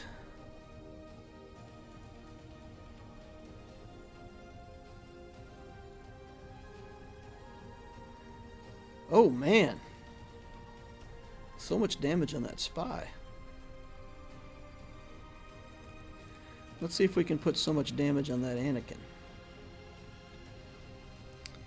Let's see if we can put a lot of damage onto this Ahsoka Tano. I wish she had a buff so I could stun her. Or I could just kill her. Also good. Thank you for putting me in stealth. Stun this. Take an attack. Bring in the Plo, trying to get some banners back. Banner recovery. Go. He's going to get a reinforcement, though. Unfortunate. Oh, man. Talk about a banner-stealing ship. I'm just going to do that so that I don't have to look at him anymore. Alright. Let's see. Do this. And then this. And then this. Done. 62? 60? Oh, because I lost health on the spy. Oh, well. So it goes. Alright, so we dropped a battle against the Grievous. Came out okay in the end.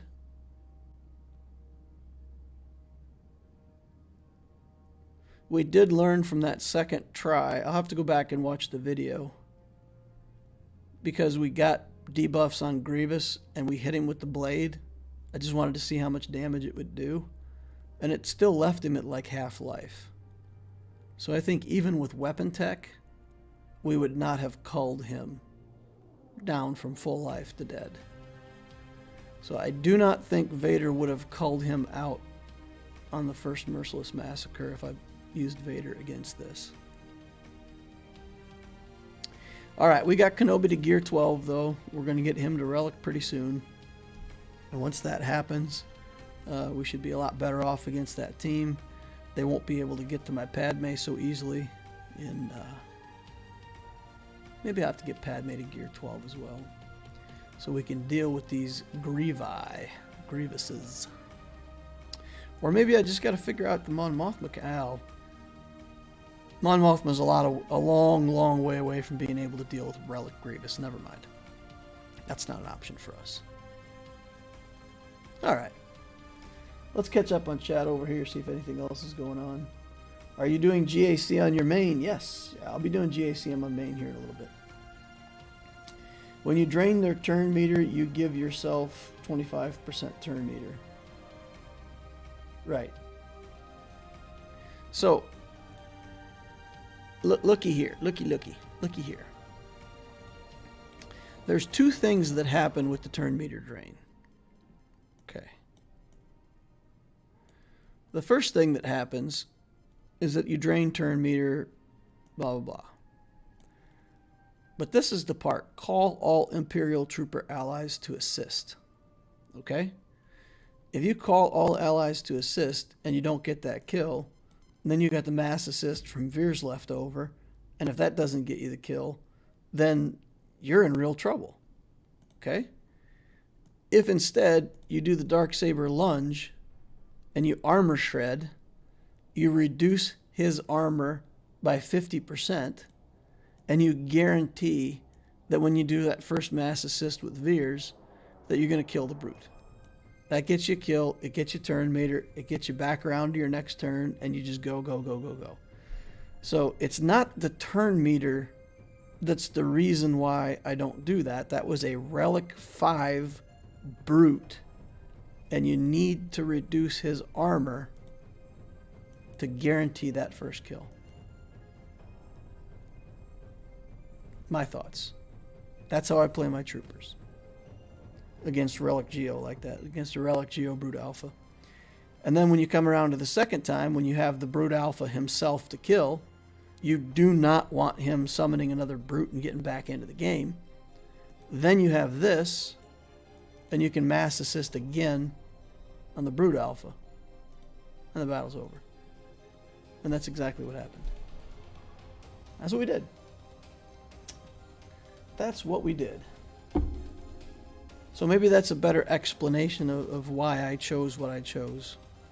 But yeah, you can go back and watch the video. So I said I wasn't going to do that because I wanted to cut his armor shred.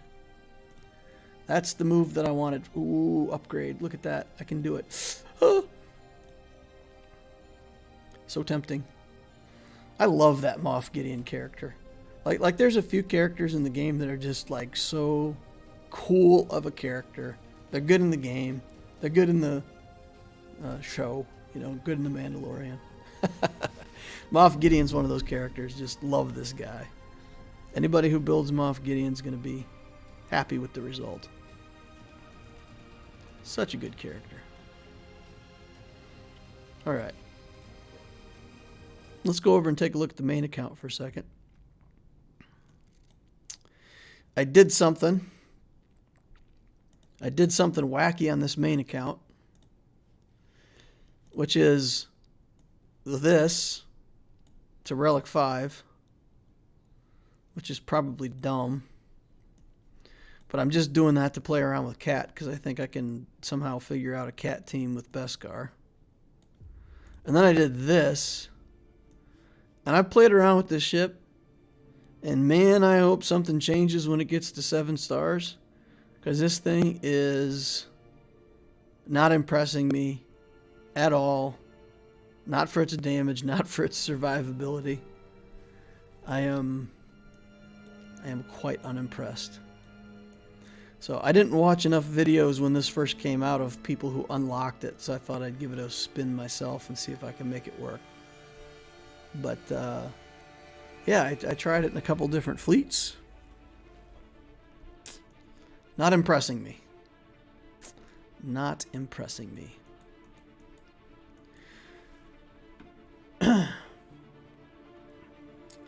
Alright, I also want to just talk about something that we're going to try probably for, you know, the next couple weeks.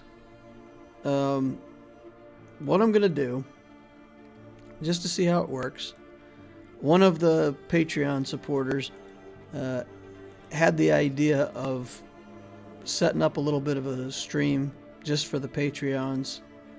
Because one of the things that when you sign up for Patreon, I say that I'll help you. You know, I'll give you advice. That's part of what you're getting from Patreon. You get my attention. You get to ask more questions. And they said, well, you know, maybe a stream to show us your defenses and setup and all that stuff, just for the people who are patrons. So what I'm going to do is I'm going to hop in Discord or something, and I'm going to stream tomorrow night in Discord for the people who are patrons, and try to help people set up their defenses for the next round of Grand Arena. Go through my defenses, talk about it, explain to anybody who wants to listen to what I'm doing, what I'm thinking, and help and give advice to anybody else who wants it, as to whether or not they're setting a good defense.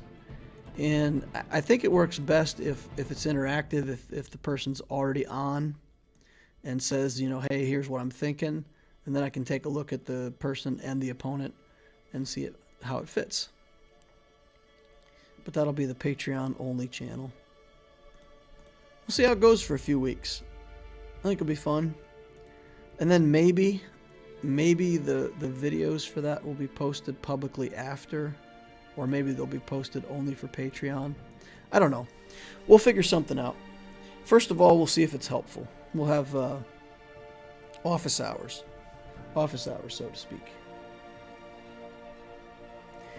Arva says, now, if only you had a ranged trooper on that account. Yeah. We'll get a ranged trooper over there someday. Pretty sure. I like those troopers an awful lot. I think I might get a dark trooper before I get a ranged trooper, because that dark trooper is insane. That thing is just silly, the amount of damage it puts out. It makes the troopers into a counter for Darth Revan, which is pretty sick. Alright, let's look at feats over here. Foresight again, we know that. Moff Gideon, Bo-Katan, and Sabine. I don't think any of those would be on defense. So we can do that. Probably with maybe a Kira and a nest or something. Undersized, completely clear, etc. Alright. Gear 12 to Gear 13 takes forever. It takes 3 weeks. Gear 12 to Gear 13 should take you no more than 3 weeks. If you don't know how that works, take a look at my video on how to relic characters. And I explain to you the method that I use, and with pretty simple farming, you can get to Gear 13 once every 3 weeks, for sure. I'm trying to relic my Piet in 3 weeks. I may have him done at the end of this week. It may just be a 2-week cycle on this one. I may be early on my Piet relic. Probably because Nabokov Fane is like sneaking gear in the back door just to make sure that Piet gets relicked as soon as humanly possible. To be honest, on my alt, I'm now doing Gideon, and I think I'll phase out the Snowtrooper quickly. Didn't relic him yet, so no harm done. Yeah. The Snowtrooper is just fun for Geos, and the other thing that the Snowtrooper does really well is against early Jedi, like the Jedi Knight Revan teams. Because you typically have 1 or 2 of those Jedi that are pretty weak, and Snowtrooper can just keep mowing them down, and even if Mindo brings people back, it's still very effective. Alright, so let's take a look at this guy. 5.6 million galactic power. We're fighting up by about 400,000 here. 2.5 in ships, 3.1 in characters, about the same in ships, all of his galactic powers and characters above me. Inventory, we've got an Empire fleet, Rebel fleet, Galactic Republic fleet, both capital ships at 7 stars with relic captains, finalizers somewhere in the back, Chimera and Executrix, home 1, so he's got like 6 fleets going on here. Quite a bit of ships, quite a bit of stuff in the middle, but he's got like all of these pilotless ships in here. All of them at 7 stars and finished, which is quite a threat. The Geos are all relict. So, wait, Spy and Sunfac are relict. Soldiers not relict. But yeah, quite a threat in ships. I figure I'll beat his ships and he will beat mine. So, anyway, I can't threaten a hold on ships. Sith Eternal Emperor, General Skywalker, Grievous. I have Sith Eternal myself, so I figure the opponent's going to see my Sith Eternal and he'll keep Skywalker on offense. Most of you guys, I don't know if you have Skywalker, probably don't want to put him on defense against the Sith Eternal because that's a good matchup. I also have SLKR, so I expect him to be on offense instead of defense. We've got Grievous, Kenobi, Revans, Malak, Commander Luke, Padme. You know what? I've never done this before, but I wonder if we just sort by leaders. Can we sort by leaders? Can we sort by leader? Leader. Huh. I mean, it's not perfect, but it gives you a quicker view on the teams that you can expect to face. That doesn't help that much. Never mind. I thought it was useful for a second, but so many of these characters also have a leadership skill who you're never going to make a leader. Never mind. Thought I was onto something, but not really. Moving on. Got the troopers and all the stuff that comes along with Sith Eternal. He does also have like a Jedi training Rey and some stuff. Grievous, all that. Bunch of stuff in the middle. Thick with some Gear 12s there. So yeah, he's got like 500,000 galactic power more in characters than I do. But okay. Look at his speed. Of course, this guy's fast. Revan's only 319. Rex is 318, which is fast enough that I can't deal with him with my bounty hunter team. Padme's 316. Skywalker's 301. Thrawn is 300.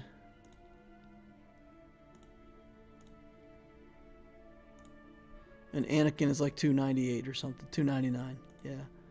So this guy has a good amount of speedy characters. So I hate it when I'm threatened on mods. And I honestly think this guy's got me beat on mods. He's got tons more 6-dot mods than I have. So it always makes me a little less secure going into a matchup. But I do have 2 Galactic Legends versus 1, which is an advantage. And to take advantage of that, I think it's best to go ahead and put your Galactic Legend on defense. So that's what we did. We threw this Galactic Legend Kylo here on defense,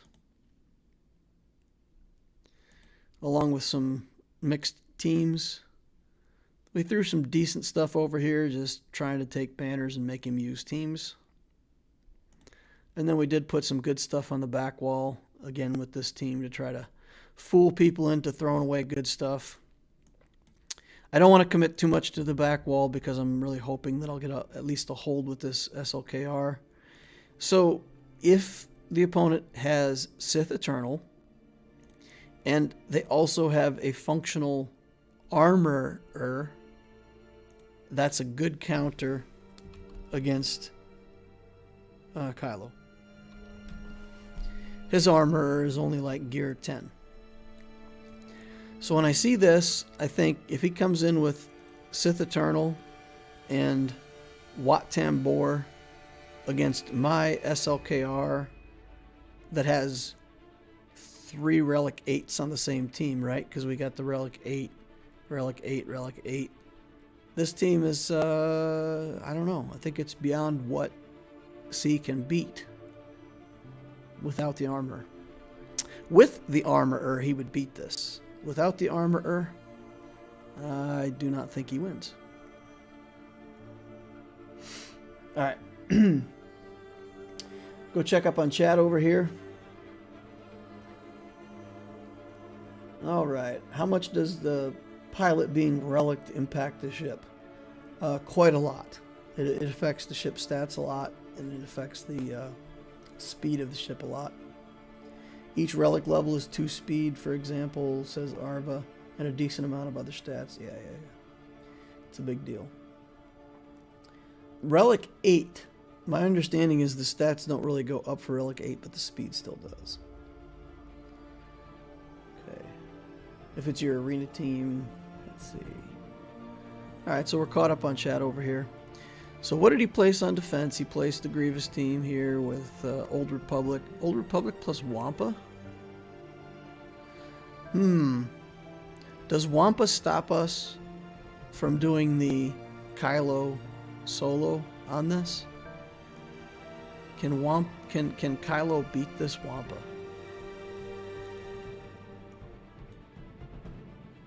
I can stun him, right? Just stun him.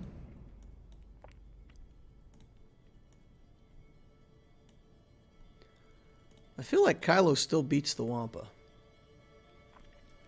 If anybody knows, Kylo Ren masked, does Wampa stop that counter from working? I think it's still fine, but...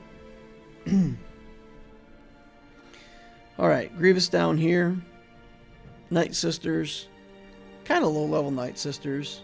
That doesn't feel very threatening. Over here we got a crew team. We've got the big threat here with gas. And then we've got these Geos with a bunch of Relic Geos. So, to be safe, we probably triumvirate this. I don't like taking Nest in against a Relic Geo. It's only Relic 2, but I don't like nesting against a Relic Geo. So I figure Sith Eternal here. The difference between these being Relic 5 clones and Relic 7 clones makes me much more comfortable in the matchup. Relic 7's all the way across the board scares me. Scares me a little bit. Alright. And we can instantly execute him, which is good. So if he's standing up and we've got him linked when we get our ult off, we can nuke him down and then finish out. So maybe triumvirate this, just get it out of the way.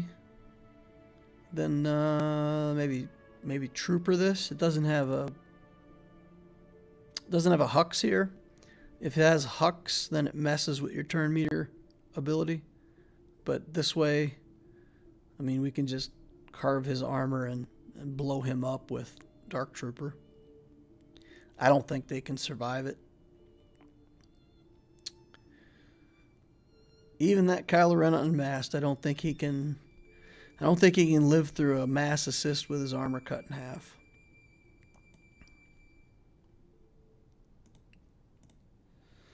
All right. Let's see. All right, yeah, I see a Stonewall, Gear 10, Armor, Han Relic Tank, Fast Thrawn can beat your... Gear 10 Armor, Han, a Relic Tank, a Fast Thrawn can beat your SLKR. I use that combo every day on my arena climb. How does your armorer get that third stack of Beskar? I mean, your tank has to be just the right hit points for that to work. You stun... Who do you stun? Hux?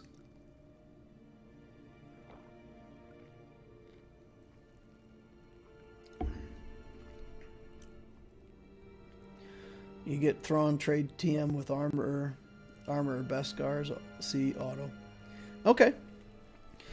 So what Tiresias is saying is that if you use Han to stun the Hux, so the SLKR will stab the tank, and as long as the tank has the right amount of hit points, that'll trigger the third stack of Beskar. Then then Thrawn swaps turn meter with the armorer and puts the armor on C. So yeah, if that works, then that works. Yep. Alrighty. The problem is if, because my Kylo doesn't have that much damage, he's built for speed. So if you have a tank that'll stand up to a offense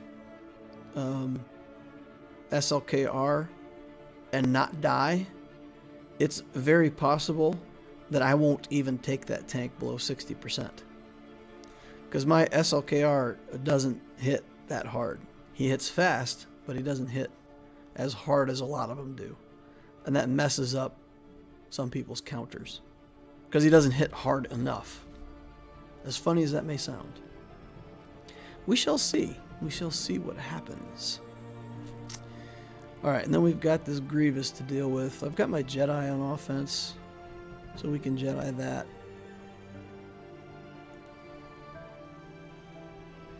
Arva says he's off to bed. Good night. Alright, good luck. Thanks, Arva.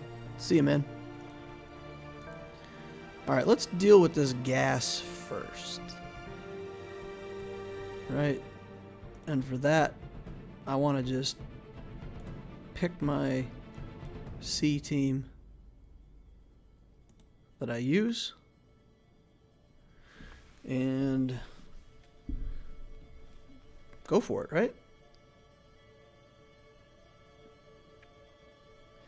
Link them up, get the armor to do her thing, 2 tanks to soak hits, and go from there.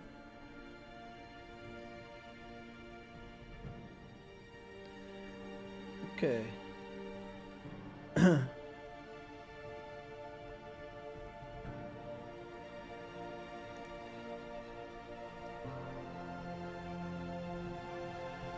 Here we go. Tank tech onto the man.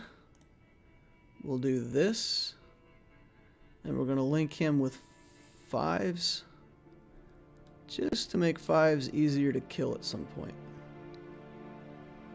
And because we don't want to accidentally kill anybody else if it comes to that. Alright. Here comes Gas. There goes Gas. He's sitting down. Let's do this. Get some protection back on these guys.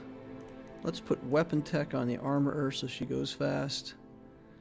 And I gotta try to get this third stack, so let's do this to 5s. I don't know if I'll get the third stack or not. It's kind of not that important. Okay. Pass this over to here. And it looks like we did get gas in the right way, that he's not going to stand back up this time. So he's currently not linked.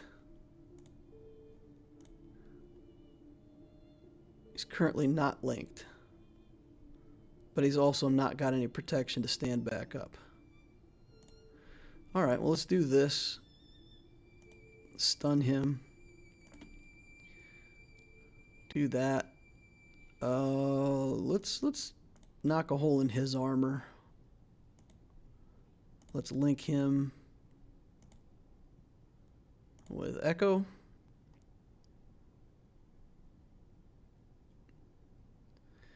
And we're just going to try to keep everybody alive now. That's the whole plan here, is just to keep everybody alive. Now we can hit there and get our third stack of Beskar again. Alright, keep stunning. Keep on stunning. Ain't no party like an overkill party. Get some protection back. I mean, Gas will stand up and he'll take protection away from everybody, so it's not much hope that we're going to solve this without losing banners. Look at that guard stunning him. Stunning him like crazy.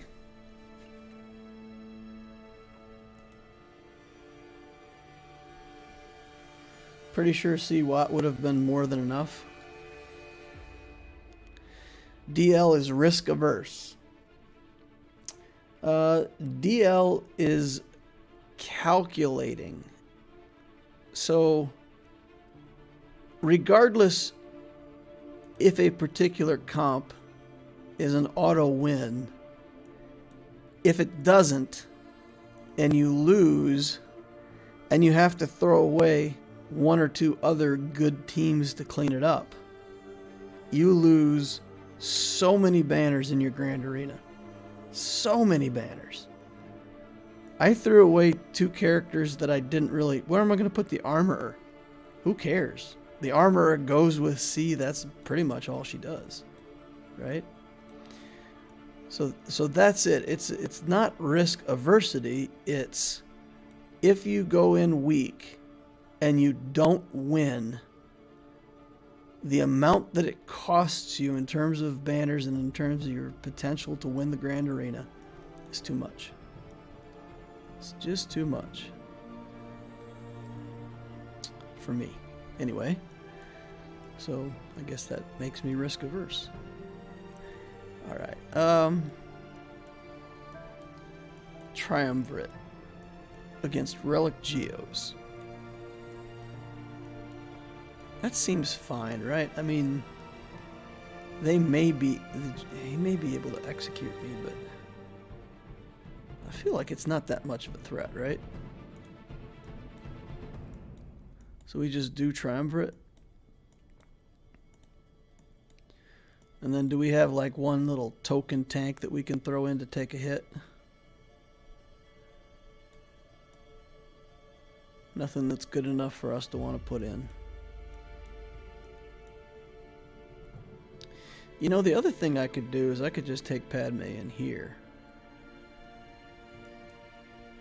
Because I don't see where I'm going to need Padme yet. So we could go in with Padme here, underdog it, get part of our underdogs, probably get full banners. Still have plenty to deal with the back wall. I like that idea. And then I can use Triumvirate somewhere else or against the First Order team or whatever. Alright, let's just kick this guy.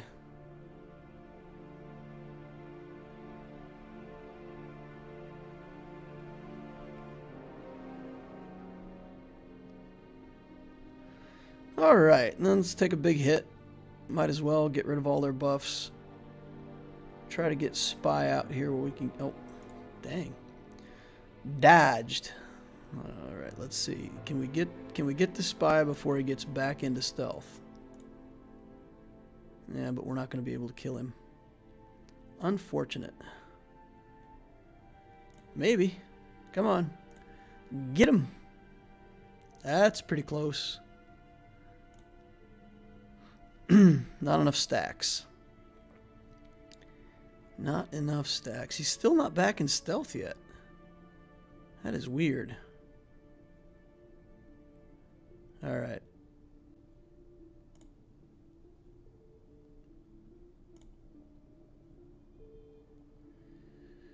Okay, here we go. Kick this guy again.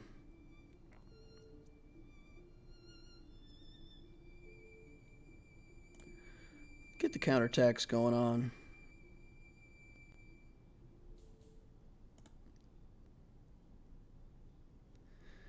All right. Now let's see if we can get that with stacks done. Okay. Just needed the courage to fight these guys off. Just needed the courage. Kick him again. 59. All right.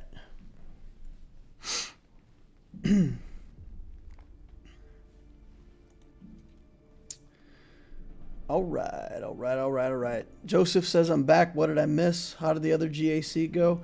I dropped one battle against the Grievous, but we got a full clear in the end. With a little help from the chat. Got a little help from my friends.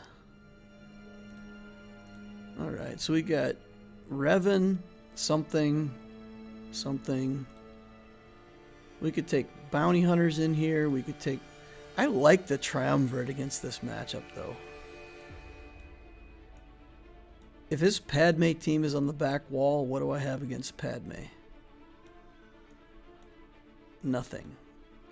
I don't have something good against Padme. I mean, I could use Vader, I guess. Could use Vader. Triumvirate here.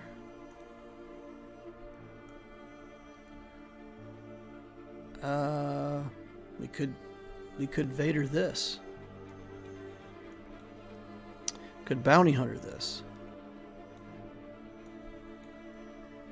Could bounty hunter this. That's overkill. Feels like I'm throwing away a really good team against a team that I don't want to spend that much resource on.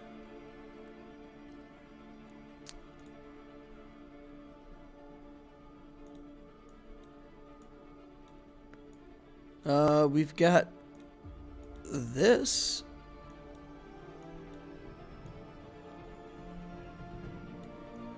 Does that do enough damage? We've got this.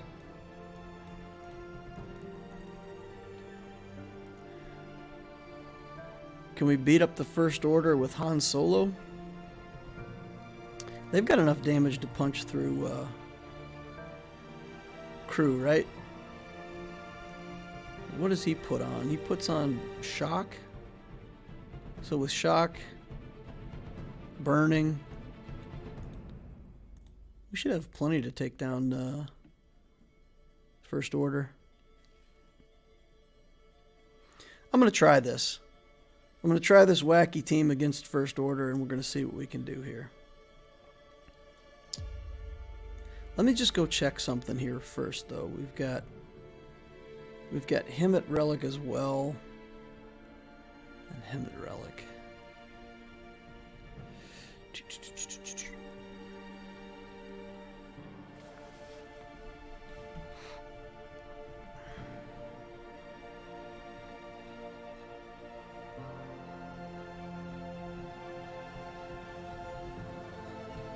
I don't know. Let's see. I kind of want to try it and see. I kind of want to try it and see. Just for fun.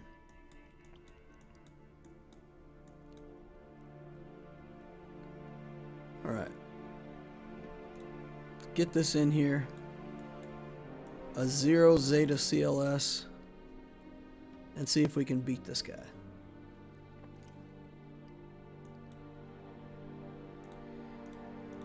Alright, so who do we need to shoot first? Kylo? See how much damage we can do to this Kylo. That's alright. Let's just light him up first.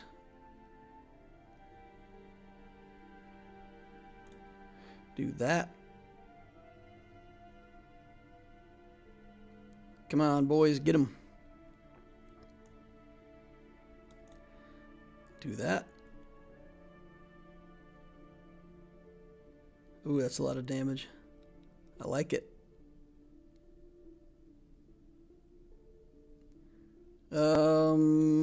Just hit him. Let's get this guy out of here. Oh. Okay. This is less good.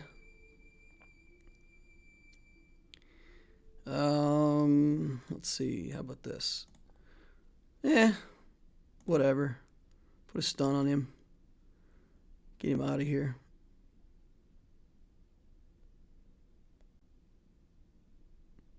Alright, let's heal up. Let's finish this guy off. Damage is not as impressive as I'd hoped it'd be out of this team. Let's stun him. See what we can do here.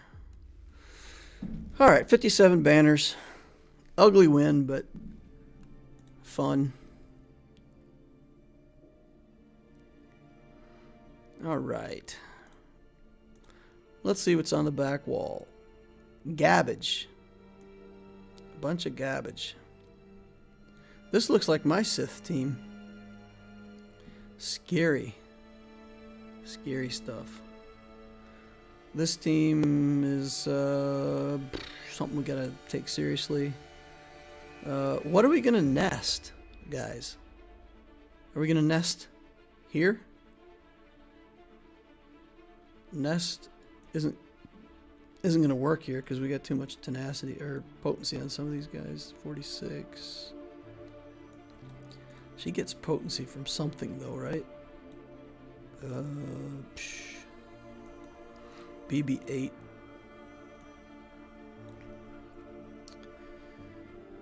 Gets potency from R2. Alright. 25% potency.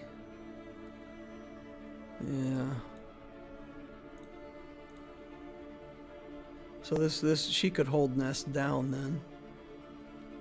So this is safe to nest. Probably. This is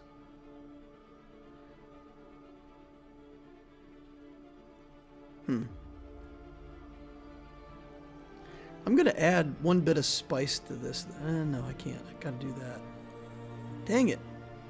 I was thinking maybe I put Hermit Yoda with the Kylo, but I need Hermit Yoda down here for the Nutes.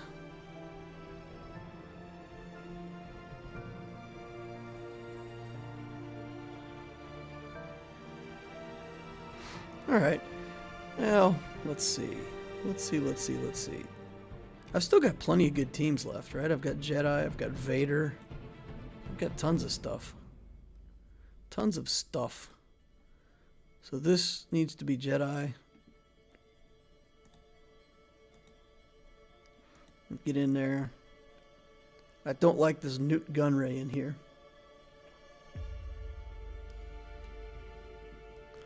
Why don't you place the full CLS team on defense? I put CLS on defense a lot, but I don't have the full CLS team. I have never unlocked C-3PO. I do not have Ewoks. So there you go. That is why.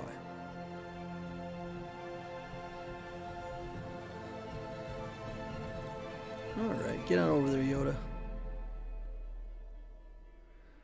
Okay, now we need Bastila to go. Oh boy. That's inconvenient. Alright, we'll pay the Nutes. We'll do the stuff. I shouldn't have done that. That was the wrong thing to do. Alright, let's get over there for the battle droid. Get him taken out. Pass this around. Then stun him. Okay. Gaining too much life back. Let's do that. Oh, Savior's popped. Savior down. Finish him off. Take my punishment. Alright, we just need to get this back around to Bindo now. Yikes. Attack him. Alright, well, Bindo, time to save the day. Let's do that. And this. And this. And this. And get Nute out of here. Alright, stall harder now. Let's mark him down for now. Dance on his face. Spread around some stuff. Give this back over to Bindo. I'm not going to pay the Nutes. I'm not going to pay the Nutes. Don't kill him. Don't kill him. Ah, man. Really wanted to get my Jedi back. I needed Bindo to get everybody back. Ugly. Ugly, ugly, ugly. Alright, now the question is, does this still work when they have Wampa? I don't need that to work really, right? I could just do this and be done with it. Let's see, that.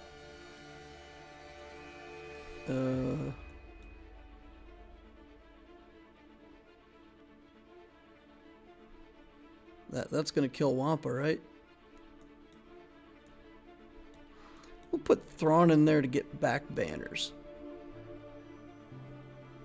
That is such overkill, though. Yikes. Yikes. Okay, so we have troopers left, we have bounty hunters left, we have clones left. I think troopers here. Bounty hunters here, nest here.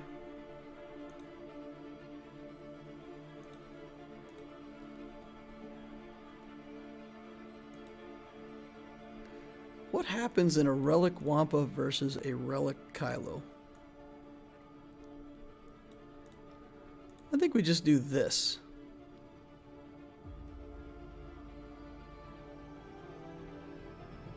Can we do that?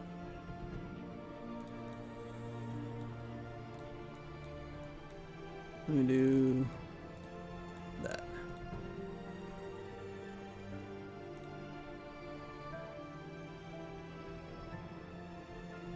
And that way, if the Wampa's an issue, I just kick him and it's not an issue anymore.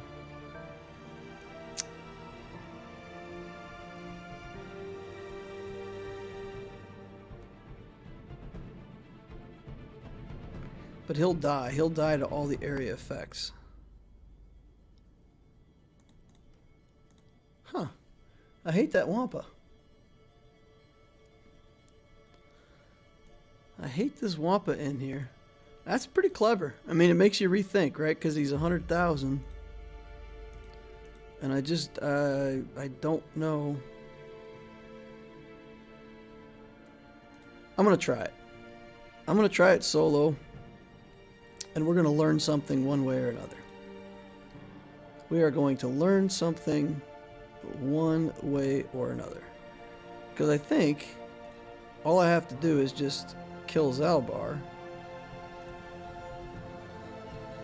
And I can use the damage ramping to kill Wampa. And then it's a non-issue. Cake! Alright, let's do some area effects.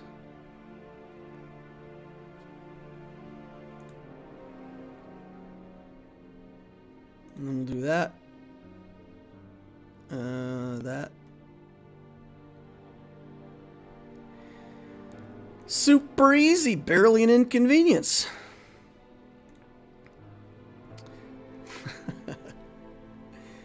All right. Get him.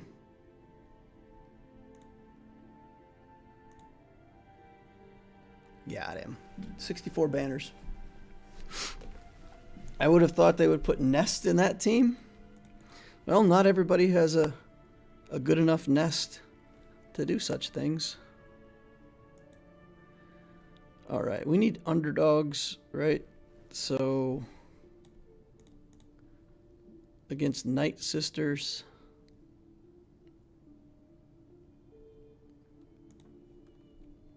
There's lots of stuff we can do against Night Sisters. I think we Vader this. Do you want to Vader this? Palpatine, Vader, Thrawn. And Triumvirate. I still have Triumvirate. Yikes. Have my Triumvirate, have my Nest, have my Bounty Hunters. I feel like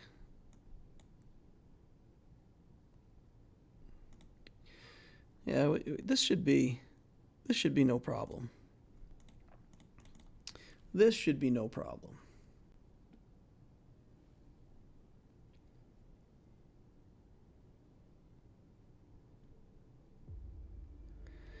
All right.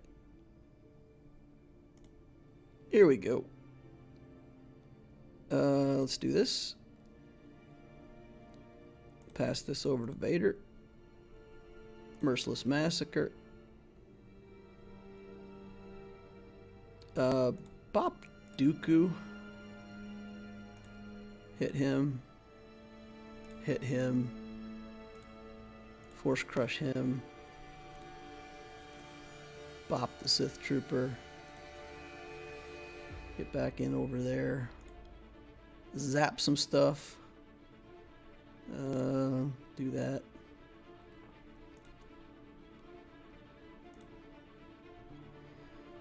Alright, we're gonna be fine. Stall until we get around to the... Nope. Not gonna get banners back from Thrawn. Okay. Then, ain't no party like an overkill party. We've got Bounty Hunters against Night Sisters up front. Whoa, what did I just do? Too many clicks, guys, too many clicks. Let's do Bounty Hunters here. And we're going to go one Bounty Hunter short. And we're going to swap Bosk into the lead.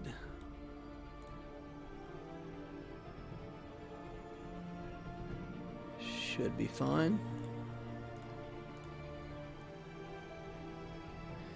Should be fine. Power up. Mass assist.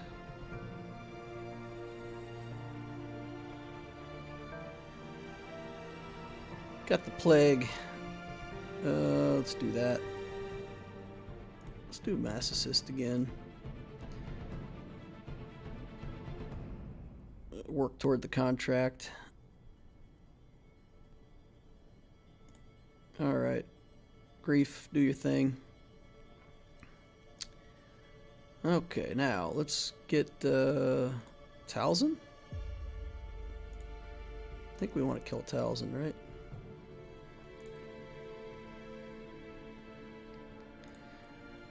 She seems easy, but keeps getting this dodge. Alright, let's do that. Plague again. Stun again. Alright, there we go. Get this going.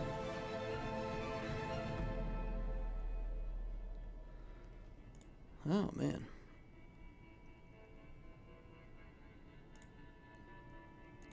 It should not be this hard. Holy cow. Am I going to drop a battle to Night Sisters again? Holy cow.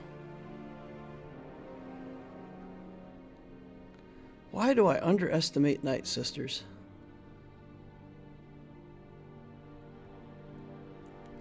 I can't get my contract up. This is so weird. Like, I constantly can't get to the lowest character.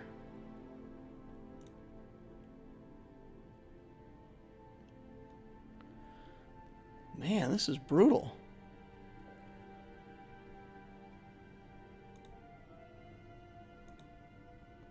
Terrible. Yeah. Couldn't back out either. I thought I was going to get another turn, so that didn't work. Alright. Will. That's embarrassing. Went from doing well to suddenly not doing well.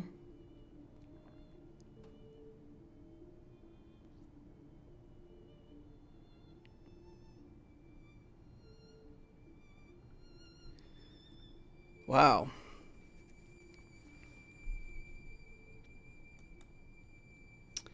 Just wow.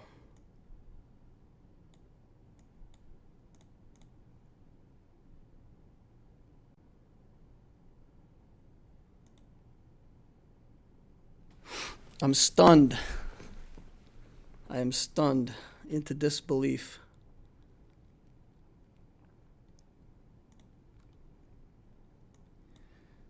All right, let's do this.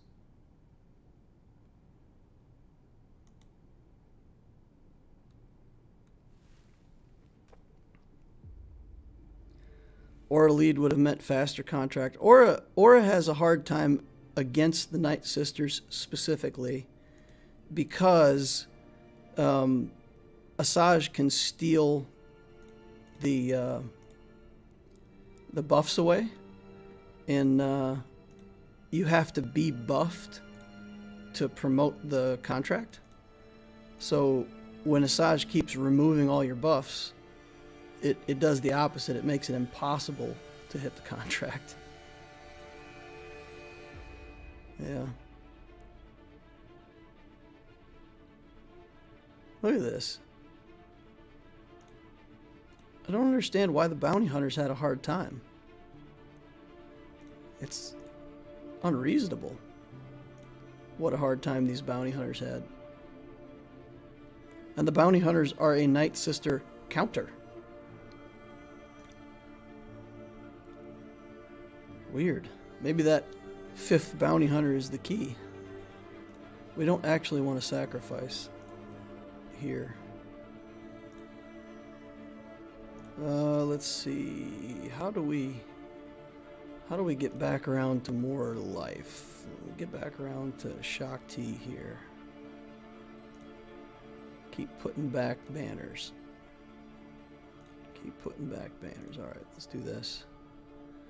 Dodged for funsies. Okay, let's finish it off.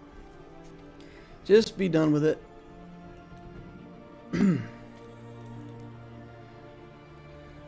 Yeah, that was crazy. Just everybody got stunned and plagued, and I couldn't get a turn to use Grief Karga to remove all of that garbage, and go Night Sisters. You know, hey, good on him. Good on that guy. Alright, then here we're going to do troopers. Let's see. I'm going to kick out Stark. Kick out ranged. We'll bring in Dark Trooper. This, underdogged. Good to go. Alright, drain turn meter. Everybody in. All in. Now kill Nest. See ya, Nest. How about we link you up and shoot BB-8 in the head. Everybody die. Yeah. That's how we do 61 banners. Alright, Nest. Let's go check.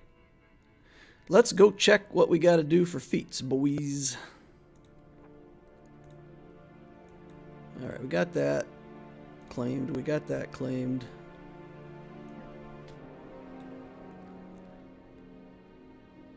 We just used Moff Gideon.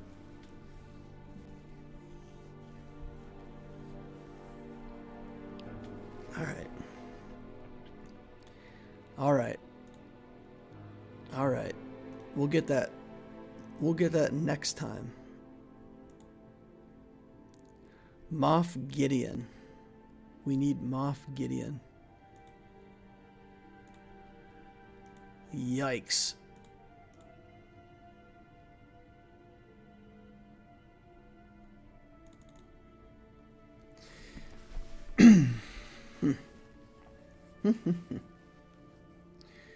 Any reason for not having DT's Zeta? Dark Troopers Zeta. Yes, of course there's a reason for that. I do not have infinite Zeta materials. That's why. So, that's it. It's the only reason. I'm saving up Zetas right now because I think Cat needs several of them. And I really want to be able to build Cat as soon as she comes out. And that's it. That's the only reason. Alright, so here we have an Empire fleet with the Extinction Bomber. First order that. Some kind of Empire team down here.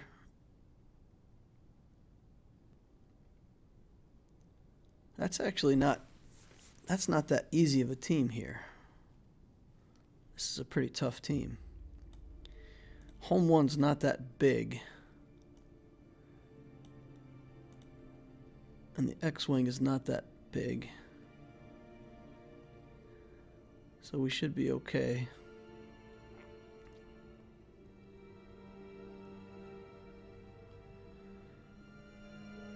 Do we have something that wins up here? Because First Order would eat this alive. How fast is this ship again? Remind me. 192. So if we go into our ships...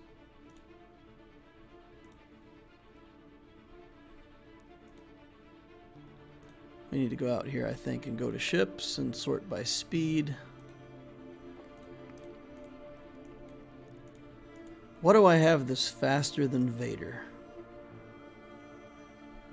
First Order TIE Fighter? Is 198. Interesting. Umbran Starfighter. My own TIE Advanced is going to be the same, right? 192, because I think we're both at Relic 7. So, yeah. The TIE Silencer is it. That's the only thing I have that would effectively beat that in a non-First Order team, which is my First Order team.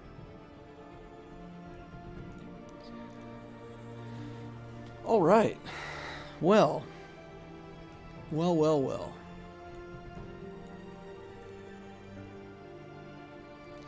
I think we just got to trust in the might of the Empire to deal with those rebels.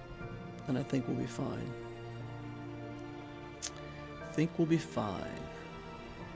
So we can come in here with the First Order. Do that, and that, and that, and that, and that. And I think that's it. I don't think I need any more ships. 0 more ships, right? Do I need anything else?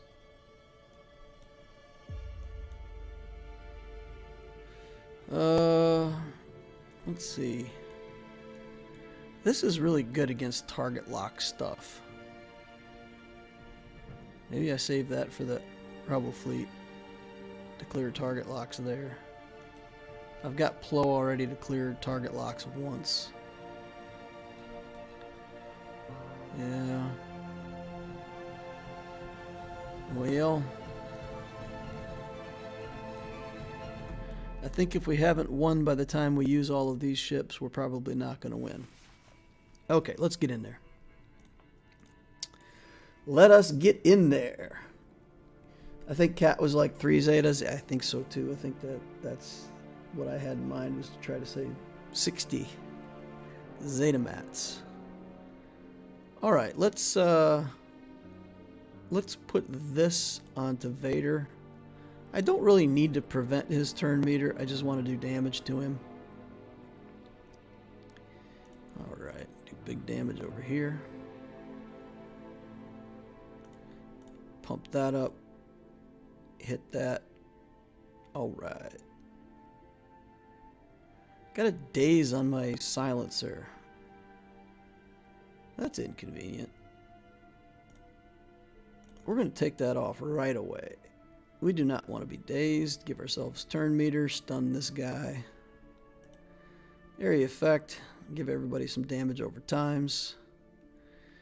Alright, Vader just used his skill and didn't gain any turn meter, which is what we wanted. Let's take turn meter from you because you're dazed.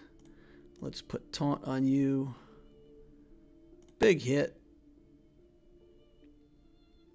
Reinforce with the shuttle. Pass it over here again. Big hit. Vader's not much longer for this world. Call an assist. Bring that in. You gotta survive the crit to get the extra protection. So we gotta make sure you don't survive the crit, buddy. 64 banners. Like surgery. Like surgery. All right, we'll play this. We're going to bring in this and this.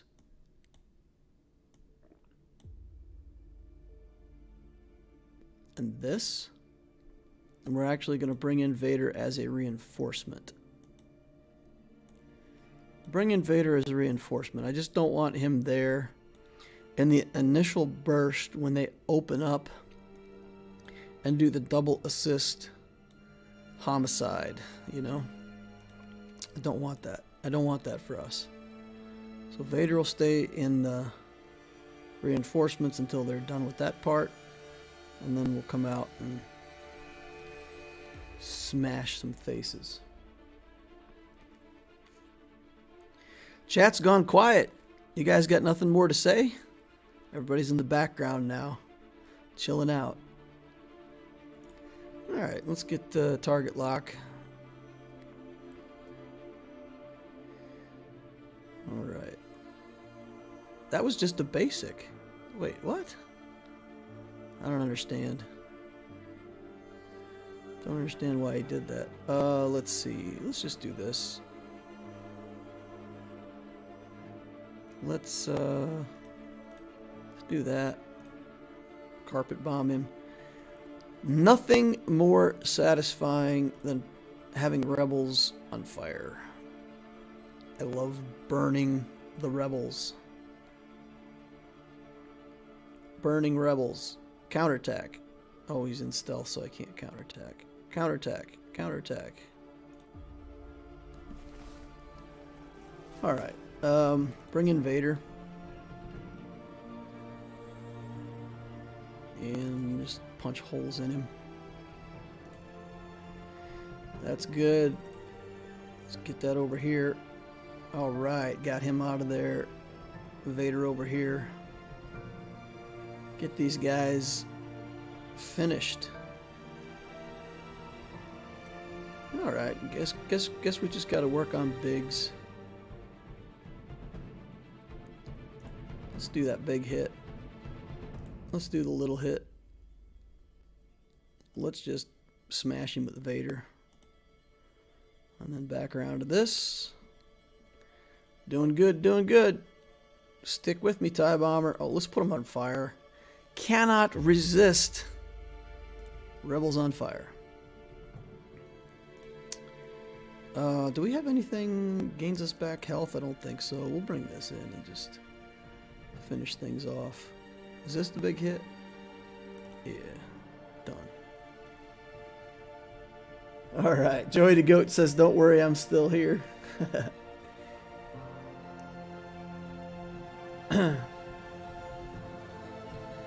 Used to do at least 2 account reviews per stream. Those are hands down my favorite part of your channel. Can you bring back a bit more? Joseph says ships suck. Yeah. Alright, so we dropped 1 battle, right? We just the one. Just the one against Night Sisters, which we should not have dropped. So we can hope that he stumbles on C at least a little bit. 2452 full clear. All right. Making some notes. So yeah, I try to do the account reviews in you know, sometimes there's questions in chat and people want other things answered, so I spent a lot of time at the front of this one answering questions, and then I feel like I've got to get to the Grand Arena. But we can do 1 account review right now if you want to, if people are still interested, if you want to hang around more. How many people want to hang out for account review? Good, bad, ugly? Tell me in chat. W's in chat if you want an account review. I'll see if either one of the guys over on Discord responded to whether or not they'd be available for the account stuff. I didn't see back from them initially.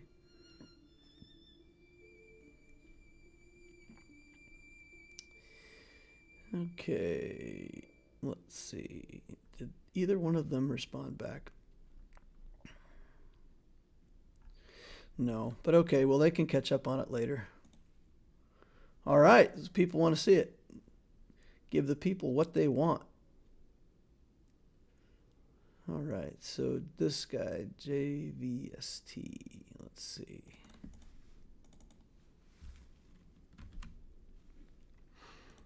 Let's get in here and take a look. Snoop around in somebody else's business. Number 1 in fleet. I like it already. Number 10 in arena. I like it already. This person wants to know, should I go for JKL, JML, or SLKR? Alright, so that's the question we want to answer. 4 million galactic power, 1.8 in ships, 2.3 in characters. That's a good split. We like that. 18 and 24 seems about right. In his ships, he's got the Negotiator. Let's see if he's got the Malevolence going. Yeah, he's already got the Malevolence going to full. 4 fleets. Look at that, boys, going strong. Boom, boom, boom, boom. Chimera, Executrix. Not too much in either one of these. Hyena Bomber, Vulture Droid. Okay, the pilotless ships are all in good shape. Look at that. Look at that. Gear 12 Geos. Gear 12 Houndstooth. Probably doesn't need the Houndstooth to be relic, but that might be an opportunity. Might be the only opportunity. Like, this guy's got good fleet. Yeah, just tons of good stuff. Tons of good stuff. Nothing to see here. Moving on. Alright, so we've got Sith Eternal. He's got General Skywalker already done. Jedi Knight Luke is already done. So he's asking about JML.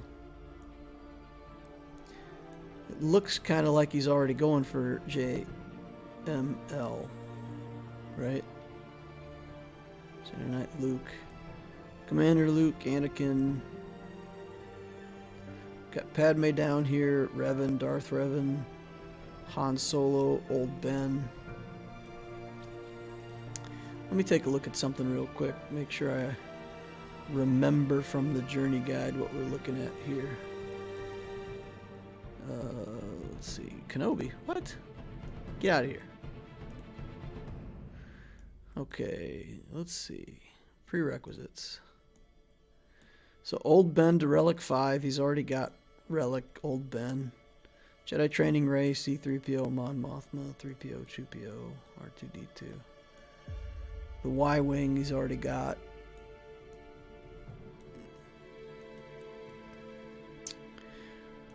Alright, so my feeling is,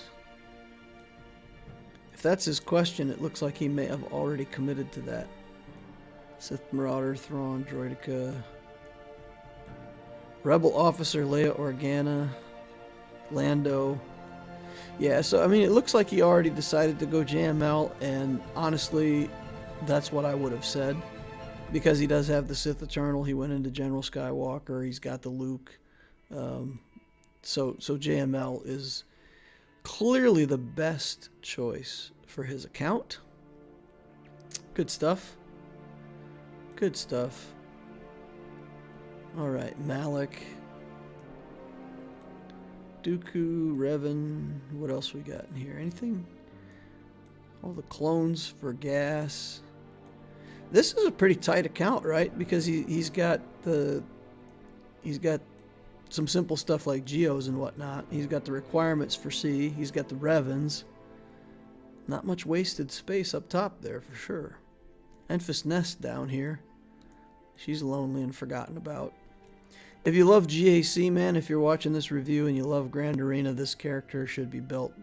Build a little Kira, build an Enfys Nest, go crazy. Such a good character for Grand Arena. So much value out of that character, it's crazy.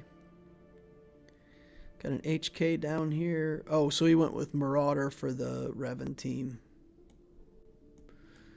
Okay. Droids. Alright, well, let's look at some mods. Let's snoop some mods. Okay, he's got the health build, so he's just trying to counter Rey's. Look at that. Almost 7% health as a substat. That's nice. Protection, health.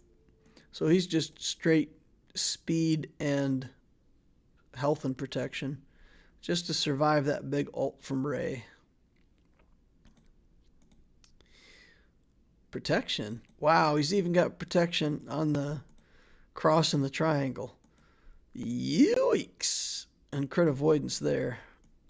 This is just pure tank C. Look at this. Crazy. 144,000 hit points, 90,000 protection, and he's stealing protection. The speed is garbage. Look at this. He doesn't care about speed. I don't care. I'm just going to live through everything. Yeah, interesting. Interesting build. Maybe that's a better way to tank some things with the Wat Tambor. Yeah, protection everywhere. Interesting. Interesting. So, okay. Tank C. 282 speed, health, protection, 90,000 protection. That's pretty good. 93,000, 9,300 physical offense. That's really good. So he's just got offense, and potentially also the offense set. So, okay. 3 offense and an offense set. Don't know how I feel about that. I know having him crazy high damage is good. But I've heard in some cases people say it's better to work on his protection and make him more tanky because his damage is already enough. So, I don't know. I don't have a gas of my own. I've never played around with this character with different mods. So, I'm not qualified to say whether or not this is good. But I think that's one of the builds, right? Just building for offense. It's probably fine. Especially if you're putting him in a Jedi team. So, if you use him in a Jedi team, then you probably just want him straight offense like that. So, that's probably good. Vader. Tiresias says I run offense on him. Zareth also recommends offense. Okay. If Zareth says it, it must be true. Here's Vader, 264.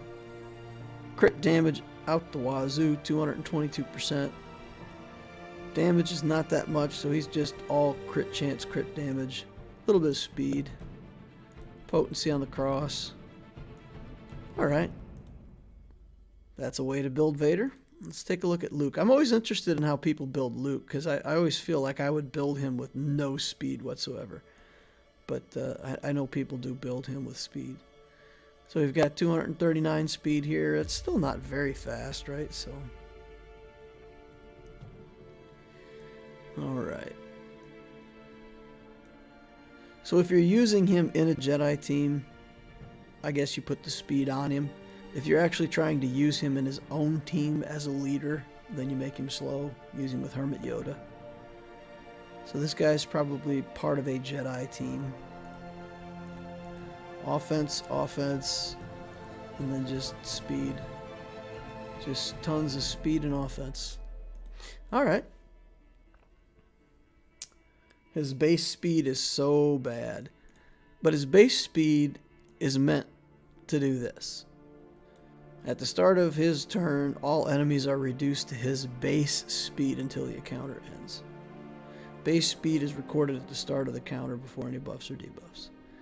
So if his speed is terrible and you don't put speed on him and he ends up like 189 speed or whatever, you reduce the entire enemy team to 189 speed.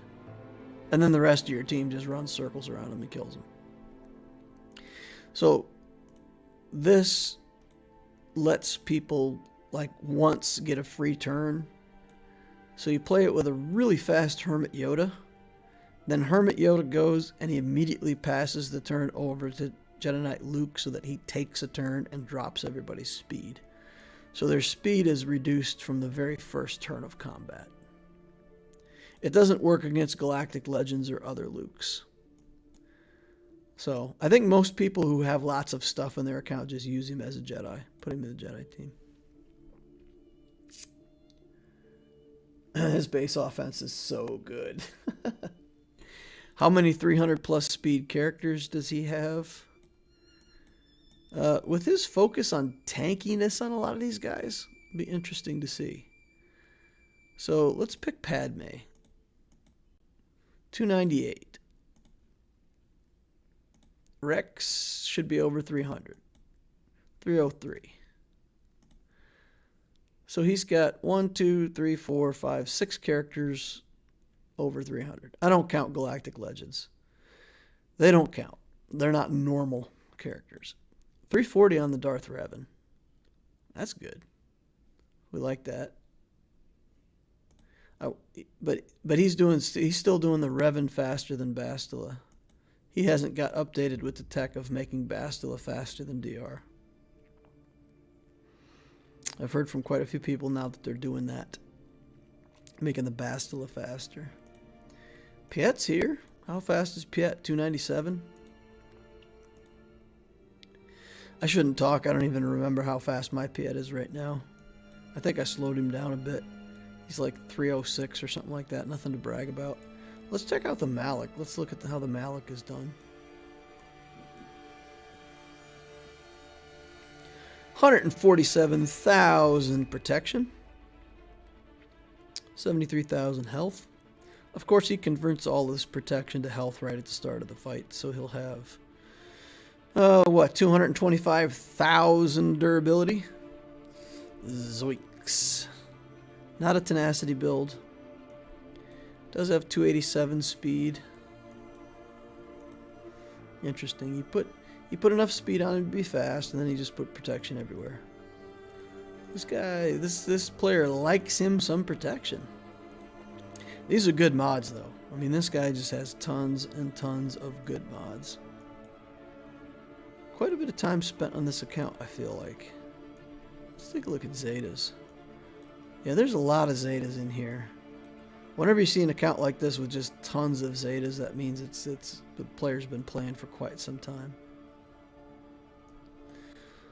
All right, so that's a fun little spin through the account. I think he made the right choice in going for JML. If that wasn't already clear, then my vote is to go for Jedi Master Luke. I think that's the right next move for this account. Would I go for SLKR? I don't even see the First Order going here. I would not. You know, I wouldn't go with Rey or SLKR. I would probably build Kenobi if you wanted a third Galactic Legend, and then I would circle back around and do. You had some opportunities there with Triumvirate. I think still wasn't built up. Rebels could use a little more work, maybe. He's got the C3. He's got the CLS team, but like the Triumvirate would be a very good thing to build. The Nest would be a good thing to build. And I would probably go Kenobi if you went for the next Galactic Legend. You've already got so much. You'll have plenty of top-end power with the Jedi Master Luke and the Sith Eternal. You won't really need SLKR. That's my thoughts. Regardless, I would really like this account. Yeah. He needs a new guild, most likely. It's 7-star, needs to be a Relic Watt for C Rancor. So he's got a Watt but not Relict. So you're saying he needs to relic his Watt Tambor for the Sith, for the challenge tier Rancor? Where's Watt? Where's Watt? Yeah. Yeah, you could definitely do with relicking the Watt for the Rancor raid. Get some more damage with a Vader team or something like that. Or I think some people put him with the SLKR team. But a relic Watt would definitely go a long way. So those are your opportunities. I mean, I think, yeah, finish out the Galactic Legend, and then just work on some of these good teams you've got in the middle, and then maybe go for Kenobi. All right, guys, that's about going to do it for me for the night. We've had a couple good Grand Arenas, a bunch of question and answer, account review, and I'll take it under advisement that you guys want to see at least one account review every stream, so we'll try to make sure that happens every time. All right, thank you guys. I appreciate you watching. Appreciate you hanging out with me. If you haven't hit the like saber, please do so on your way out. Thank you all for your time. Subscribe to the channel. We got a mod video coming out tomorrow. Mod Clinic number 4. More mod work. Guys, I recorded my mod work and it was 2 hours and 7 minutes. I cut it way down, sped a lot of stuff up. It still ended up being 37 minutes. Just tons of time. I thought about it afterwards and I'm like, man, it took me as long as it would to watch a movie just to work on mods. But we remodded Dooku, put tenacity on him, gave him a spin in the Galactic Challenges, trying to get a feel for what he can do in solos. Something that we can look forward to maybe in future Grand Arenas. All right. Thank you all. Appreciate it. And I will see you in the next holocron.